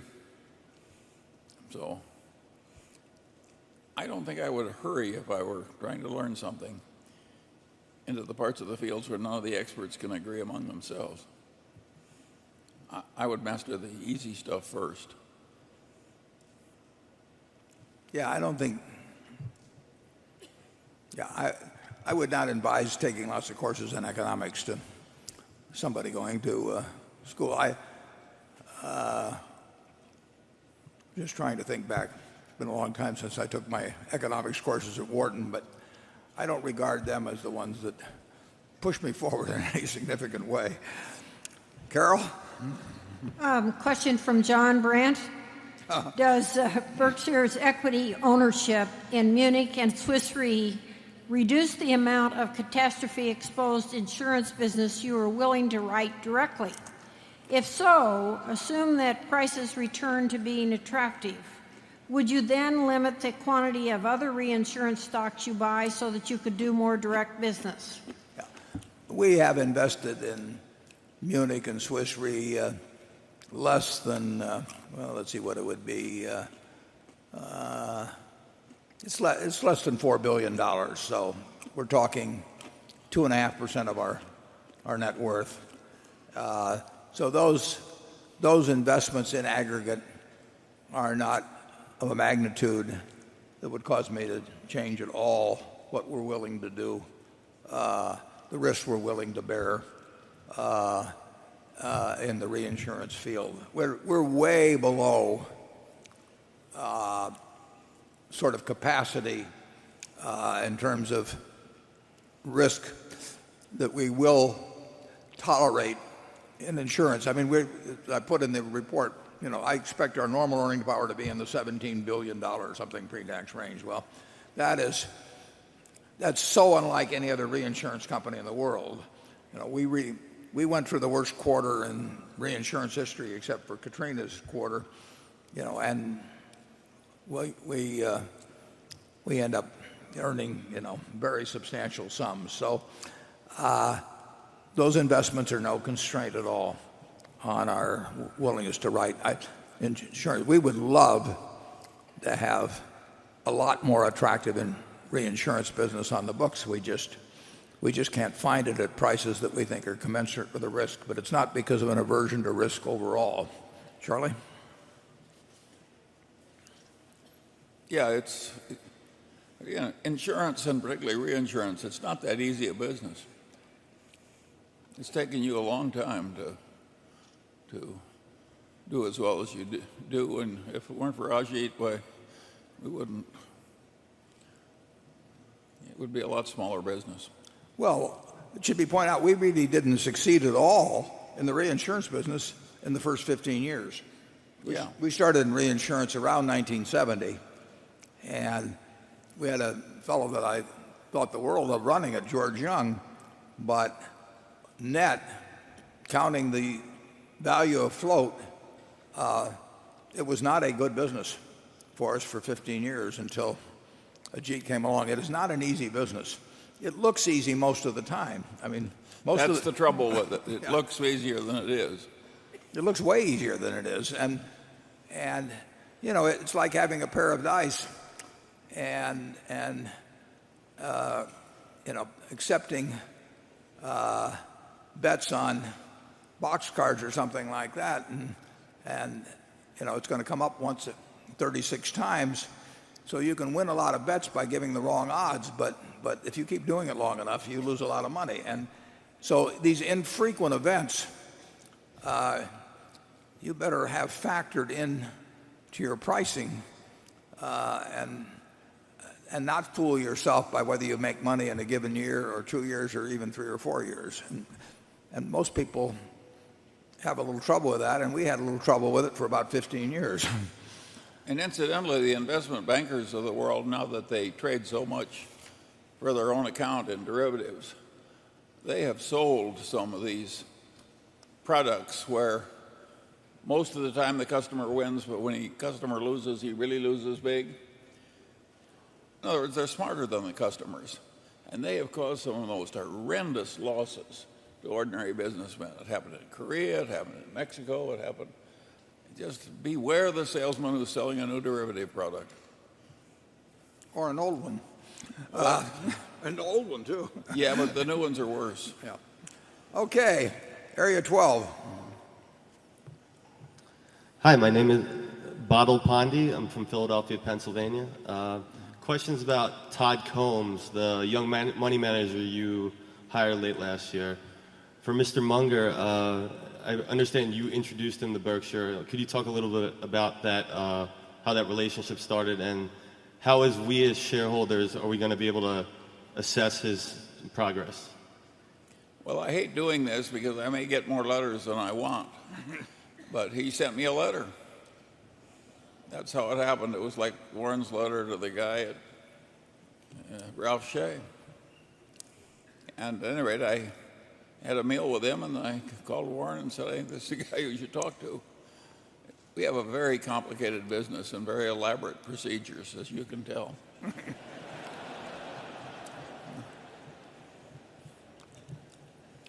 And his results will be known over a 5-year period or something. I mean, you cannot judge an investor by what they do in 6 months or a year.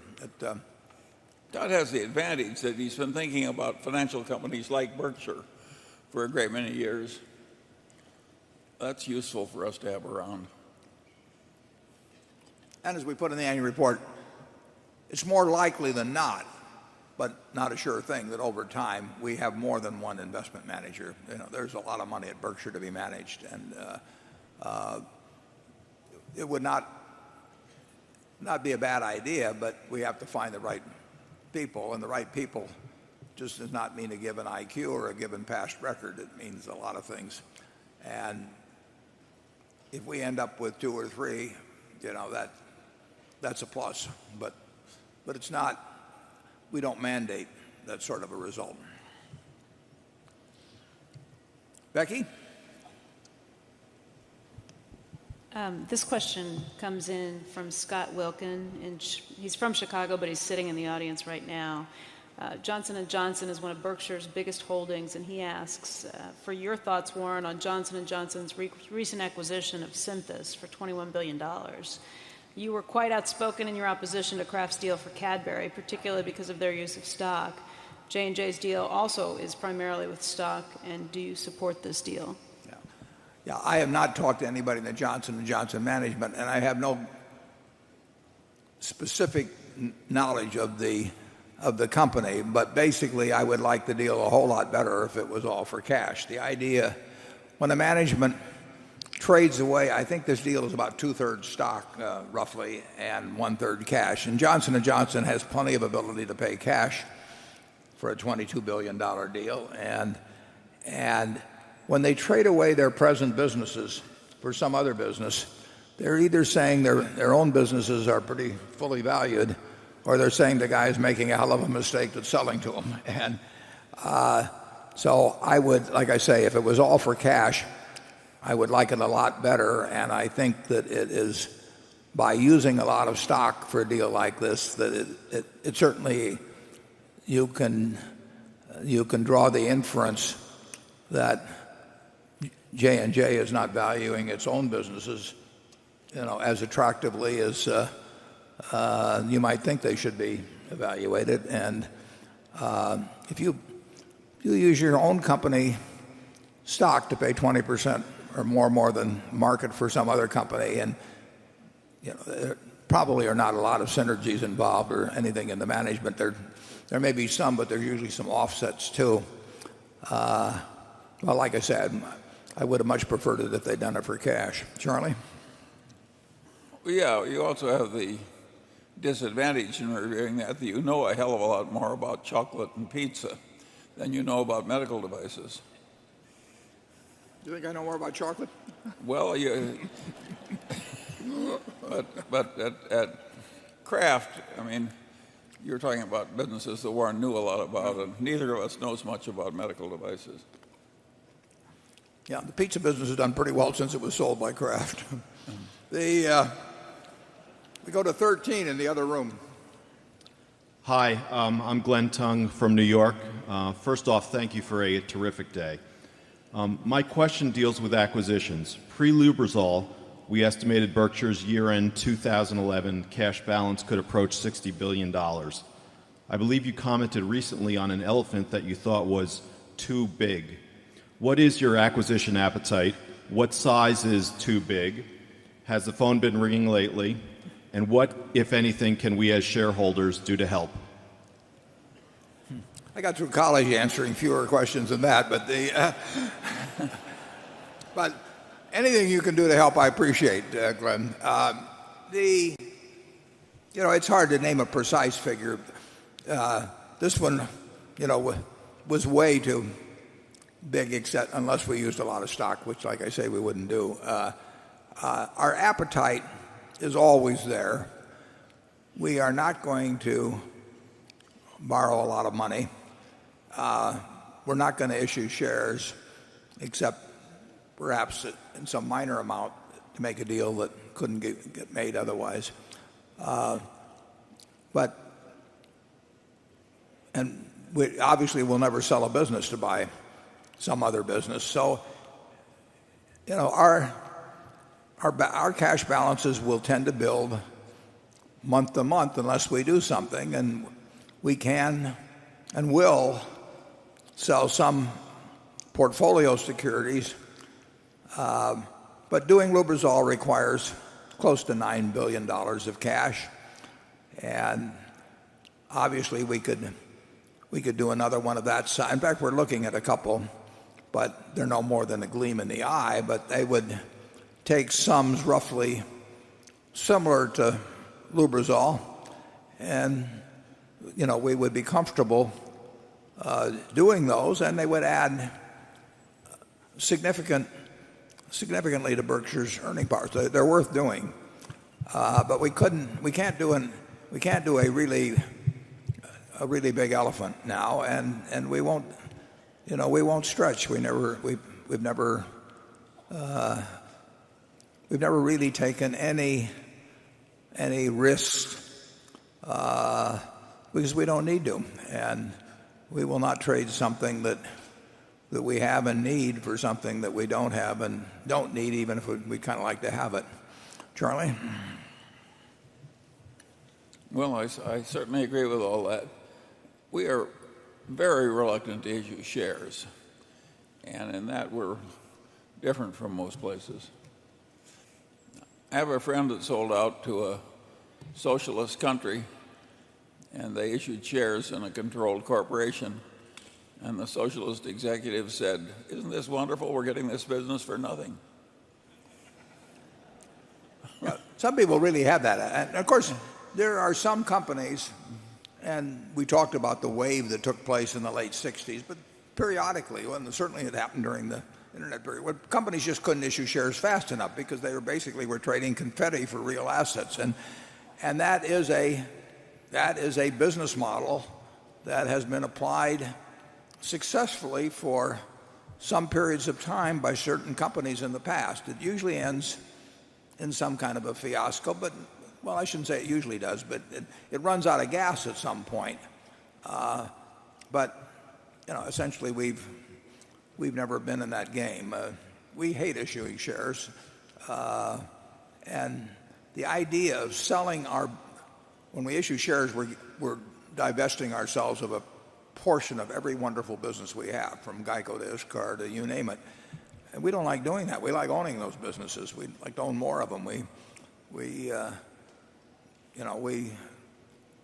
have a deal, for example, on Marmon, where we bought some more of it this year, and we will buy the rest of it in a few more years, and we feel good about that. We pay a fair price for it, but we get a business we know, a management we like, and that's really what we'd like to continue doing at Berkshire. In fact, we will continue doing it. Andrew? This question comes from Larry Patowski, who's a longtime shareholder. I think he's in the audience, from the Good Haven Fund. He asks, over the years, you built or acquired a significant number of businesses that are related to the residential and commercial real estate markets, including such segments as brokerage servicing, insulation, carpeting, construction products, paint, and furniture. Berkshire's ownership of these businesses would seem to give you a unique window through which to view current conditions. Could you give us some insight into the current state of the housing and commercial real estate market and what we might expect to see in these businesses over, and now this might be a long shot, over the next decade? Well,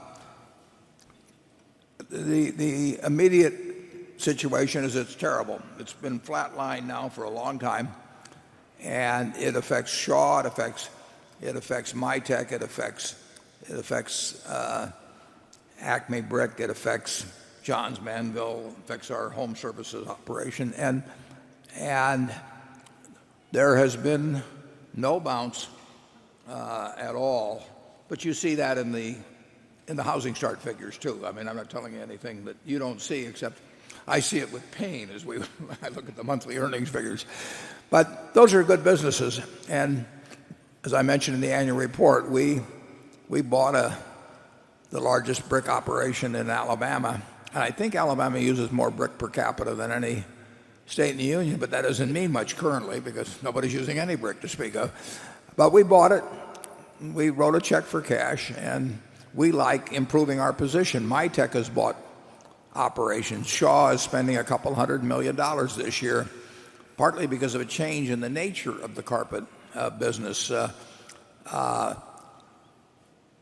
This country, over time, will build houses at a rate that overall and in total commensurate with household growth. And I think we're going to see plenty of household growth in future decades. And I think that our companies are well positioned to make significant money when we get to a normalized level of home building. I said in the annual report I thought we would be seeing the upswing by year end.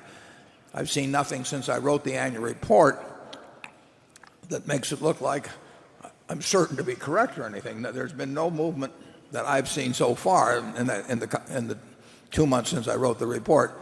I would think it would start occurring by then, but if it doesn't, it may be a year later. I don't think anybody knows the answer on that.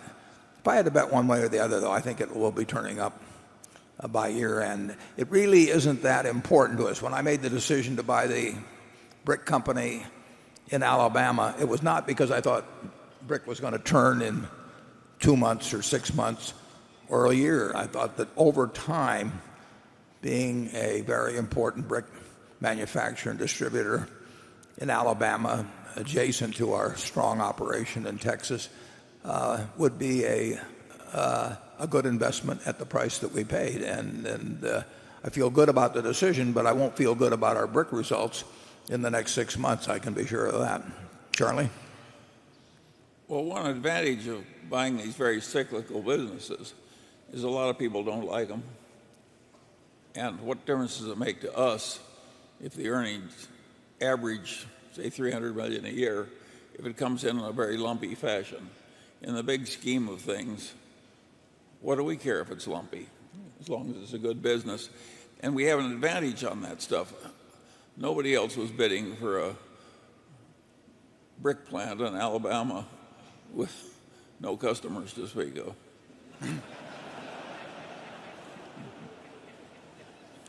We'll be there if you need brick in Alabama. See's Candy, a wonderful business, loses money roughly 8 months of the year. Now it just so happens we know the seasonal pattern, so we don't worry in July that somehow Christmas won't come. We've got a couple thousand years on our side. But that's easy to see. If you just looked at 1 month of See's earnings or looked at 1 quarter, you think, what are these guys doing in this business? Now, obviously, cyclical businesses, are not going to behave exactly the same as seasonal businesses. But why look at it any differently? I mean, if you take the next 20 years, there will be, 3 or 4 terrible years for residential housing, and there'll be a lot of them that are pretty good, and there'll be a few that are terrific. And I don't know the order in which they're going to appear, but I know if I can buy the assets cheap enough to participate in those 20 years, that we'll do okay over that time. So that's why we're in the brick business. Now let's see. Yeah, we're at 3:30, so we will adjourn for about 5 minutes, and then we will conduct the business meeting of Berkshire Hathaway, and we can turn the lights up, and we'll rejoin you in just a couple of minutes. All right.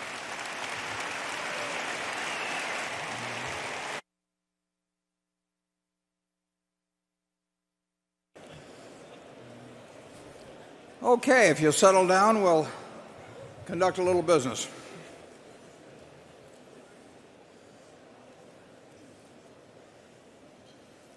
This morning I introduced the Berkshire Hathaway directors that are present.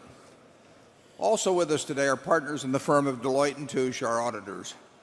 They are available to respond to appropriate questions you might have concerning their firm's audit of the accounts of Berkshire. Forrest Crutter is Secretary of Berkshire. He will make a written record of the proceedings. Becky Amick has been appointed Inspector of Elections at this meeting. She will certify to the count of votes cast in the election for directors and the motions voted upon at this meeting. The named proxy holders for this meeting are Walter Scott and Mark Hamburg. Does the Secretary have a report of the number of Berkshire shares outstanding, entitled to vote, and represented at the meeting? Yes, I do.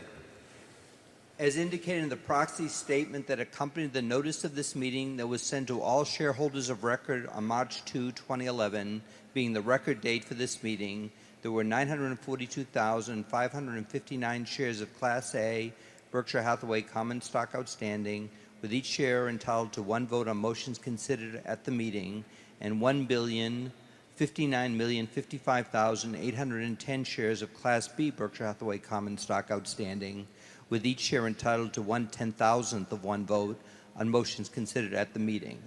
Of that number, 663,042 Class A shares and 659,697,109 Class B shares are represented at this meeting by proxies returned through Thursday evening, April 28th. Thank you. That number represents a quorum, and we will therefore directly proceed with the meeting. The first order of business will be a reading of the minutes of the last meeting of shareholders. I recognize Mr. Walter Scott, who will place a motion before the meeting. I move that the reading of the minutes of the last meeting of the shareholders be dispensed with and the minutes be approved. Do I hear a second? Second. The motion has been moved and seconded. Are there any comments or questions? We will vote on this motion by voice vote. All those in favor say aye. Opposed? The motion is carried.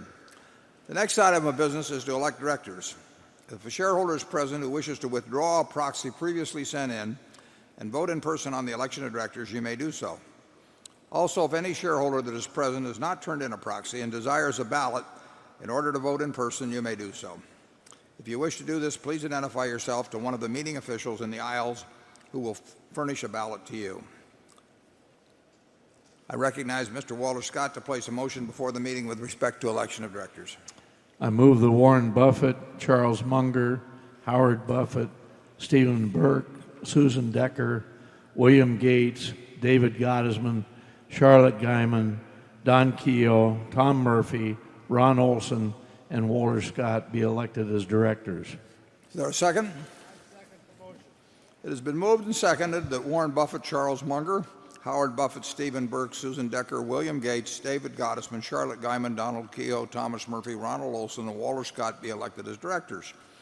Are there any other nominations? Is there any discussion? The nominations are ready to be acted upon. If there are any shareholders voting in person, they should now mark their ballots on the election of directors and allow the ballots to be delivered to the Inspector of Elections. Ms. Amick, when you are ready, you may give your report.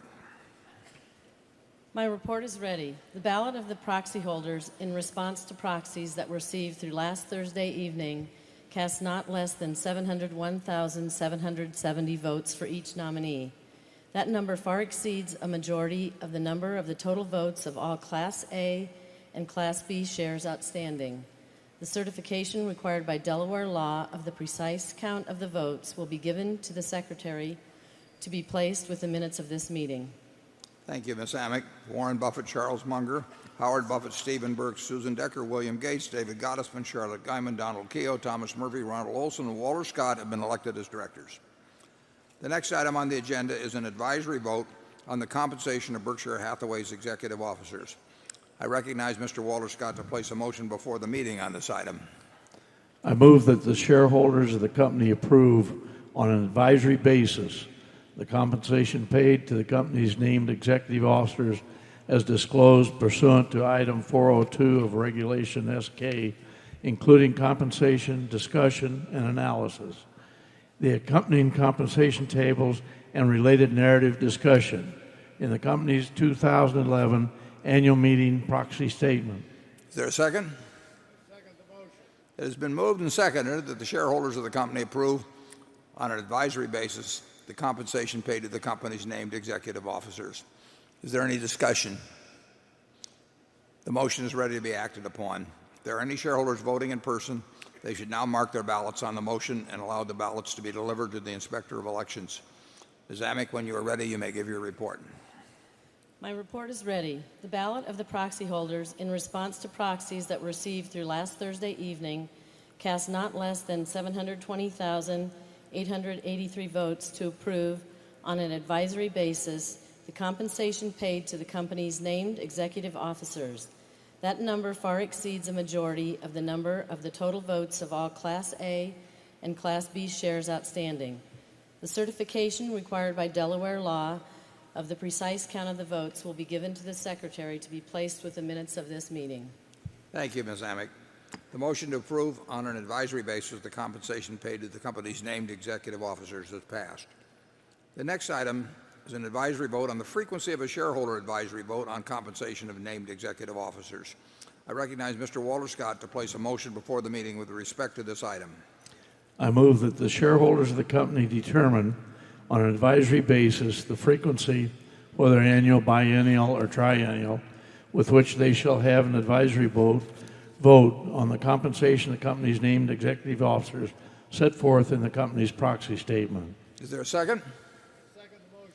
It has been moved and seconded that the shareholders of the company determine the frequency with which they shall have an advisory vote on compensation of named executive officers, with the options being every 1, 2, or 3 years. Is there any discussion? The motion is ready to be acted upon. If there are any shareholders voting in person, they should now mark their ballots on the motion and allow the ballots to be delivered to the Inspector of Elections. Ms. Amick, when you are ready, you may give your report. My report is ready. The ballot of the proxy holders in response to proxies that were received through last Thursday evening cast 112,395 votes for a frequency of every year, 4,615 votes for a frequency of every 2 years, and 609,699 votes for a frequency of every 3 years of an advisory vote on the compensation of named executive officers. The certification required by Delaware law of the precise count of the votes will be given to the Secretary to be placed with the minutes of this meeting. Thank you, Ms. Amick. The shareholders of the company have determined on an advisory basis that they shall have an advisory vote on the compensation paid to the company's named executive officers every 3 years. The next item of business is a motion put forth by Ms. Coward, a Berkshire shareholder represented by Mr. Bruce Herbert and Mr. Larry Doors. The motion is set forth in the proxy statement. The motion requests Berkshire Hathaway to establish goals for the reduction of greenhouse gas at its subsidiaries' power plants and prepare a report for shareholders on how it will achieve these goals. The directors have recommended that the shareholders vote against the proposal. I will now recognize Mr. Herbert to present the motion. To allow all interested shareholders to present their views, I ask Mr. Herbert to limit his remarks to 5 minutes. The microphone at, well, let's have Mr. Herbert first. If you turn up the lights.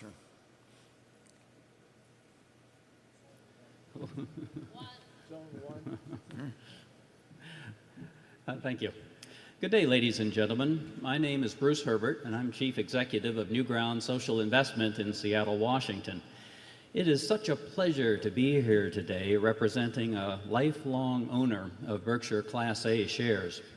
And I stand to present the resolution found on page 12 of the proxy that asks our company to set goals for reducing greenhouse gas emissions at its energy holdings. This is because serious investors know, and studies show, that climate change creates financial liability. The investor network on climate risk, whose members manage more than $10 trillion, and the Carbon Disclosure Project, representing more than $70 trillion in assets globally, call on companies to disclose risks related to climate change, as well as the actions taken to mitigate those risks. In 2010, 66% of U.S. electric utilities had already set greenhouse gas emission reduction goals. 66%. Unfortunately, Berkshire's Mid-American was not among them. Now, investors have cause to be concerned. Just last year, the SEC announced that climate risks are material and that they must be disclosed. We do applaud Mid-American for having the largest wind energy portfolio of any utility in the United States. However, it is also true that Mid-American generates close to 3/4 of its power burning coal. Investors globally want to reduce risk through cleaner generation, and 66% of public utilities have already published their plans for doing so.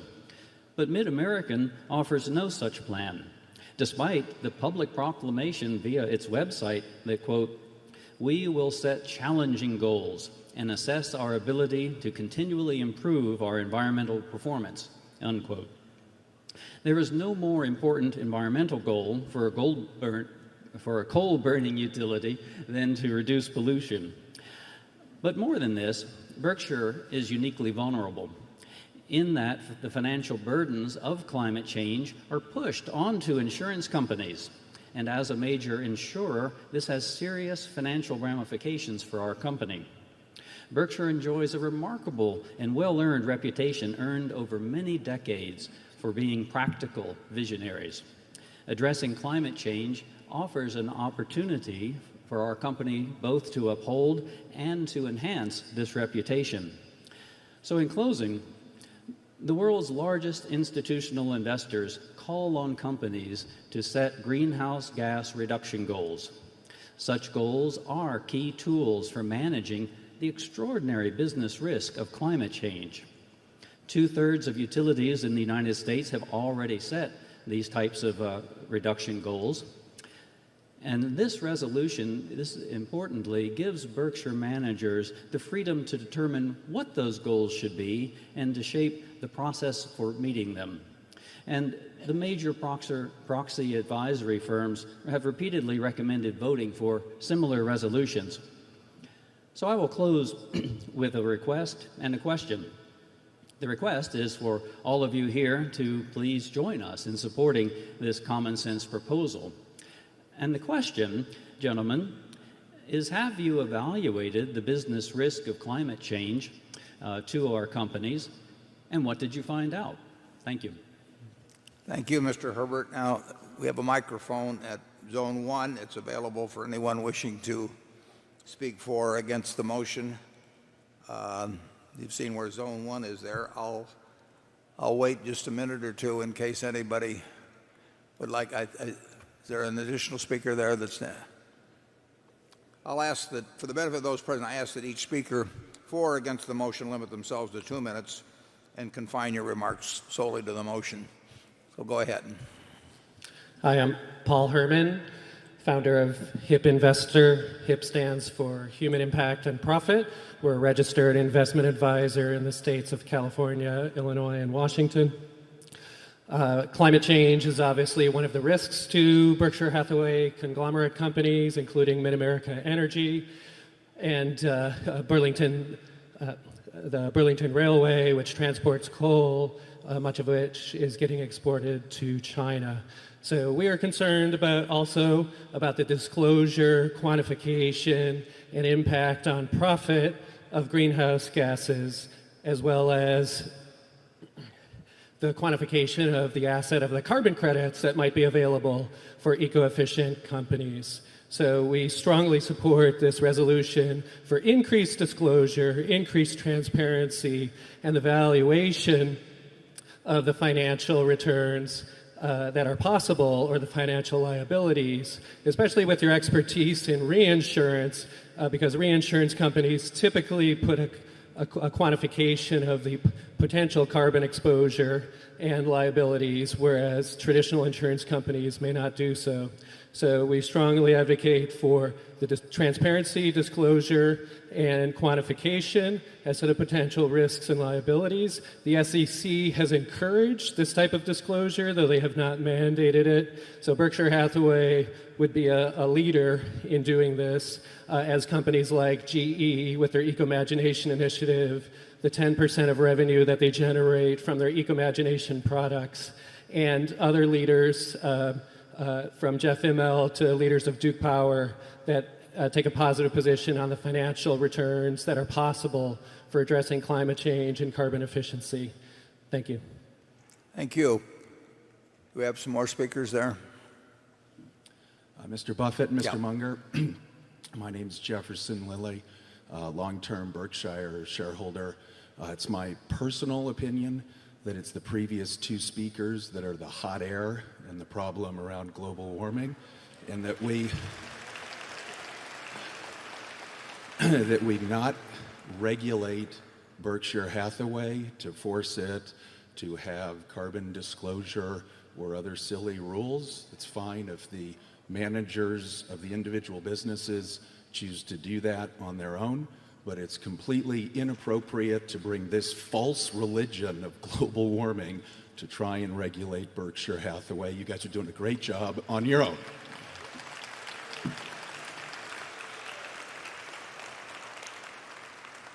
Are there any other speakers there that...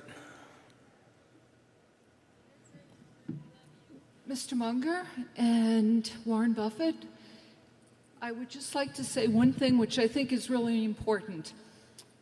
Berkshire Hathaway can be a leader in the environment. And I'm for transparency, as I know these two gentlemen are. And John Doerr, who is very passionate about the environment, and I know if he was here today, he would have the same sentiments as these two gentlemen. And it's important that as American citizens, we care about the environment and not keep polluting the environment. And I'm with these two gentlemen 100%. Thank you. Do we have any others that haven't spoken? Yes. My name is Eric Schlein. I am not for this, so against the motion. I think Berkshire Hathaway has a pretty good reputation at being clean, being environmentally responsible.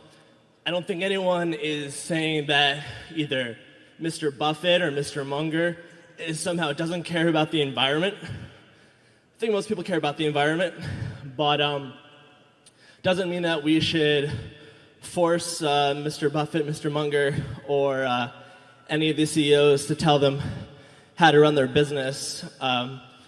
You guys care a lot about Berkshire's reputation, and if Berkshire's subsidiaries are just polluting oceans and ponds and destroying the reputation in different towns and cities, I don't think that would be too cool with either Buffett or Munger. So doesn't mean you don't care about the environment just because you're not going to somehow regulate and tell other people how to run their business.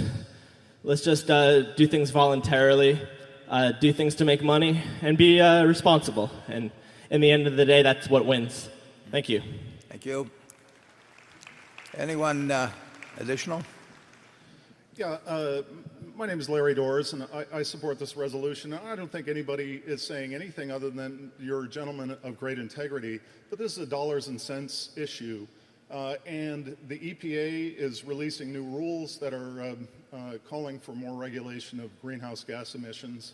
So this, we're really approaching this from the point of view of a conglomerate that has insurance holdings, and it really is insurance companies that are bearing the great costs. So I'm looking very much forward to your point of view on this. Thank you. Thank you. Anyone else? Yes, thank you. David Hughes, shareholder. It's my opinion that this is the right thing to do, and I think that it makes sense to do it as an organization prior to being forced to do it. And if this gives you the tools to set the rules your way, as you see fit, then I think that's far more powerful and sets a precedent, as Berkshire has done in the past. So I am for the resolution. Thank you. Anyone additional? Hello, my name is Thomas Denkenberger, and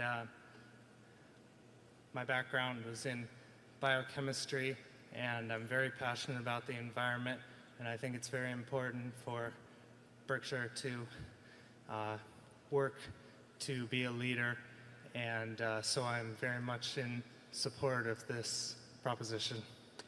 Thank you.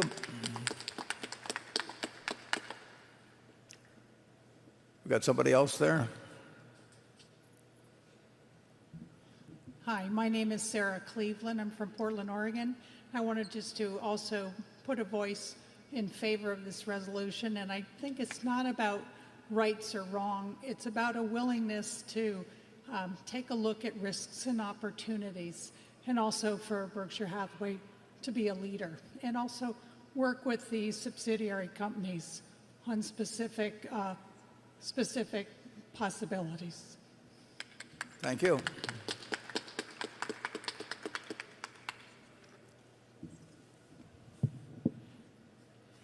Hi, You're my on. name is Sam Roy. This is my first meeting. Mr. Munger and Warren Buffett, I'm so impressed how you run your business, but I think you will care for the environment as well. I don't know whether we should impose a rule, but at least you will, by your act, how the local businesses are run and all the operating goes out and adheres, and there is no question that we do everything possibly that we never pollute the air. That cannot be changed. It is not hot air, but it is something I'm very passionate about. You can do anything with your environmental, but if you are not taking charge right now, we don't know what the implications would be for our kids and grandkids. I request you give a thorough investigation, and I think you will do that. Thank you for this opportunity. Thank you.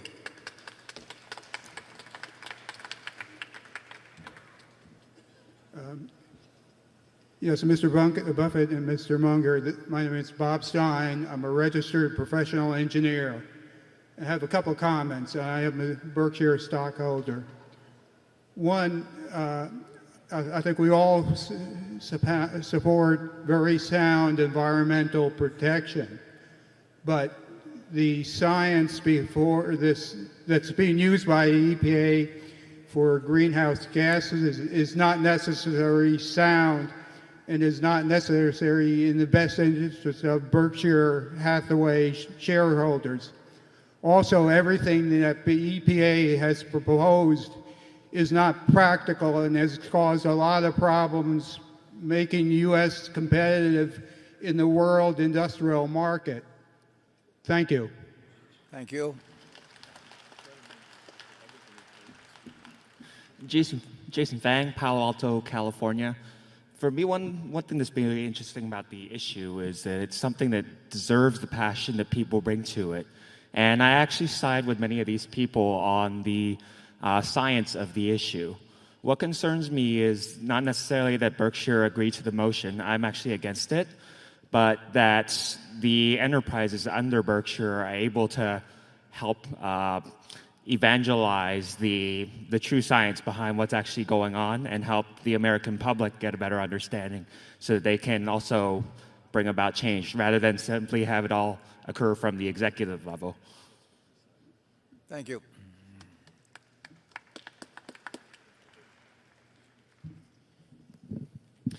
Good afternoon. My name is Bill Gunther. I'm a shareholder from Newfane, Vermont. I work as a state forester back home, and I want to say for folks that don't believe global warming is a reality, I wish you would follow me around in the woods. It definitely is. I want to support this resolution, and I hope that the rest of the shareholders will feel important enough to see it through. Thank you. Thank you.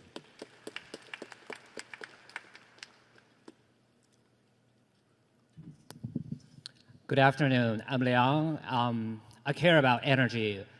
I care about energy and environment more than anybody else because I'm currently still studying energy and environment issues. But I truly believe the power of private sector, the power of free market. And I think it's not your responsibility to put the resources of the shareholder for this issue. It's not your expertise. I can personally do a better job to provide environment, to do environmental advocacy than you do. So actually against this resolution. Thank you. Thank you. Oh, sorry, I have a friend to say something. I can translate it for him. Hello. 直接跟你说啊，有关新能源的那个太阳能的电池方面的话，污染的对中国污染很大。我感觉在发展新能源方面，应该去要考虑一个更新的一个方向里面去。Okay. He says the development of solar panel has great impact on China, and the question, and he also thinks that actually Berkshire should do something and should think about the implication of that. Thank you. Mm-hmm.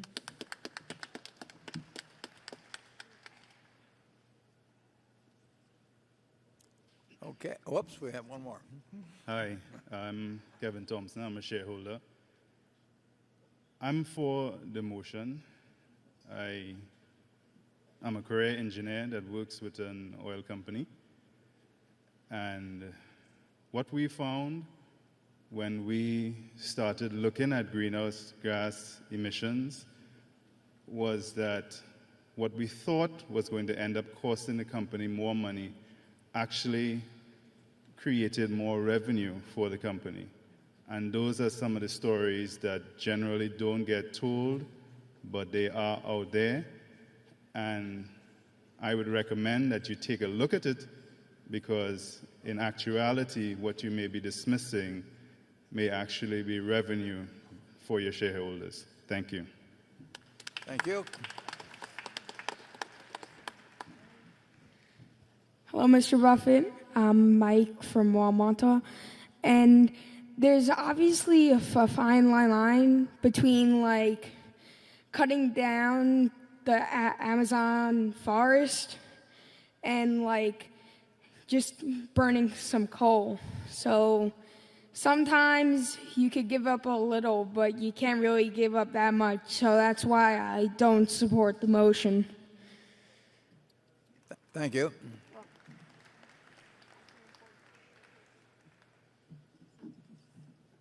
There do not appear to be any further comments. Okay, thank you. Democracy in action at Berkshire. The couple of questions that were raised in terms of material information or material risks in respect to Berkshire and specifically to our insurance operation, annually in the 10K, there's a recitation of risks. And in my own opinion, in terms of our insurance operation, this question does not pose material risk to Berkshire's insurance operations. The question, one gentleman toward the end mentioned the fact that it might even be more profitable for Berkshire in terms of what might happen if we followed the motion. Ironically, he could well be right if it were in our determination. But if you just take our three major states in electric utility operation, where we serve almost 2 million customers, Iowa, Utah, and Oregon, but it's true of other states as well. We operate under the dictates of the utility commissions in those three states, all of which, or each of which, sets their own rules regarding operation, and each of which we end up obeying. If we were to unilaterally, for example, decide to close down significant coal generation, we would be told to depreciate those plants over a shorter period, and that would translate not into cost to Berkshire, it would translate into higher rates for electricity. We are entitled to a return on our investment, and the faster the depreciation, the higher the rates have to be in order to achieve allowed returns. So there was a woman from Oregon speaking, for example, and the burden of any unilateral attempt by us, and we couldn't do it without the approval of the utility commissions, but the burden would fall on customers. And it is true, actually, that we would recoup accelerated depreciation, and we would probably have a much larger investment on which we would be allowed to return in other generating facilities. But this is a question, this is not something that the stockholders of Berkshire end up incurring the cost of. It's something that the rate or the users of electricity in these various states will pay for, and that judgment, quite properly, should be made by the public utility commissions of those various states. And whatever they decide, we will follow. And over time, there's no question, just like we've talked about our wind generation in Iowa, this country will move toward a different composition of electricity generation. And as I stated earlier, I personally favor more nuclear over time, but that will be determined by both at the state level and in some extent, in some ways, at the national level. So it's our recommendation that the motion be voted down, and I think the motion is now ready to be acted upon. If there are any shareholders voting in person, they should now mark their ballots on the motion and allow the ballots to be delivered to the Inspector of Elections. Ms. Amick, when you are ready, you may give your report. My report is ready. The ballot of the proxy holders in response to proxies that were received through last Thursday evening cast 67,733 votes for the motion and 608,576 votes against the motion. As the number of votes against the motion exceeds a majority of the number of votes of all Class A and Class B shares outstanding, the motion has failed. The certification required by Delaware law of the precise count of the votes will be given to the Secretary to be placed with the minutes of this meeting. Thank you, Ms. Amick. The proposal fails. Does anyone have any further business to come before this meeting before we adjourn? If not, I recognize Mr. Scott to place a motion before the meeting. I move this meeting be adjourned. Is there a second? I second it. A motion to adjourn has been made and seconded. We will vote by voice. Is there any discussion? If not, all in favor say aye. All opposed say no. This meeting is adjourned. Thank you.